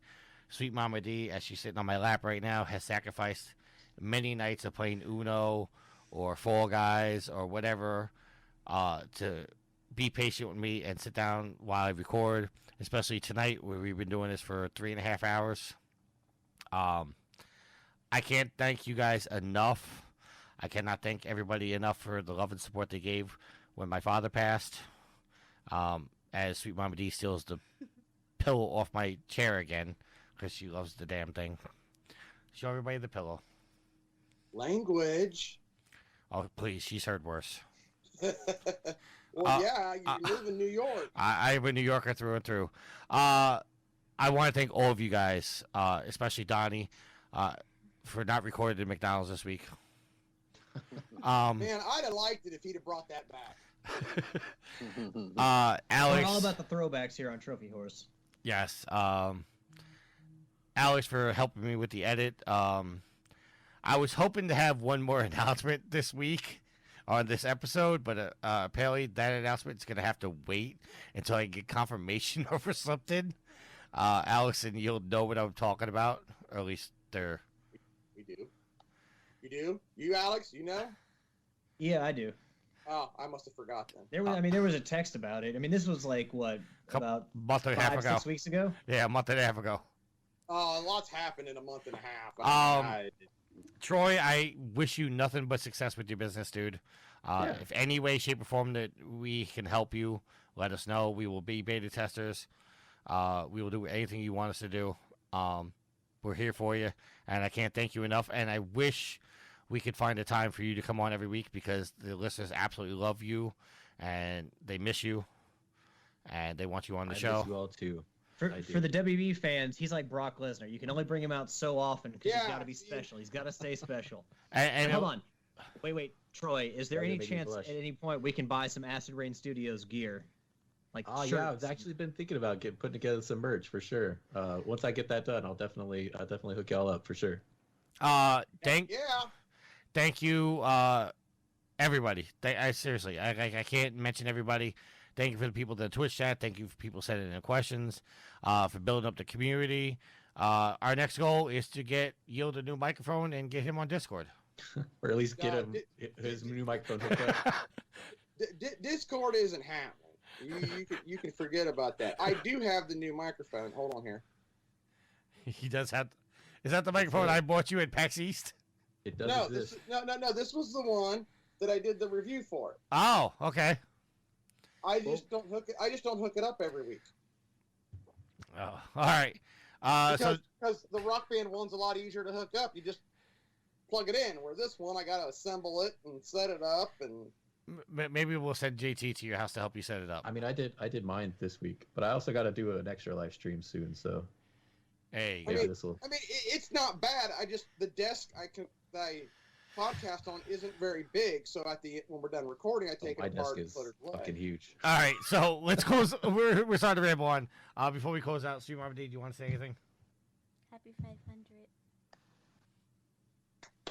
Y'all can hear Bruce stomping around upstairs on my mic. All right. So if there's nothing else, until next week. Hold on. You gotta stand up because I can't get to the button in time. Happy trophy hunting.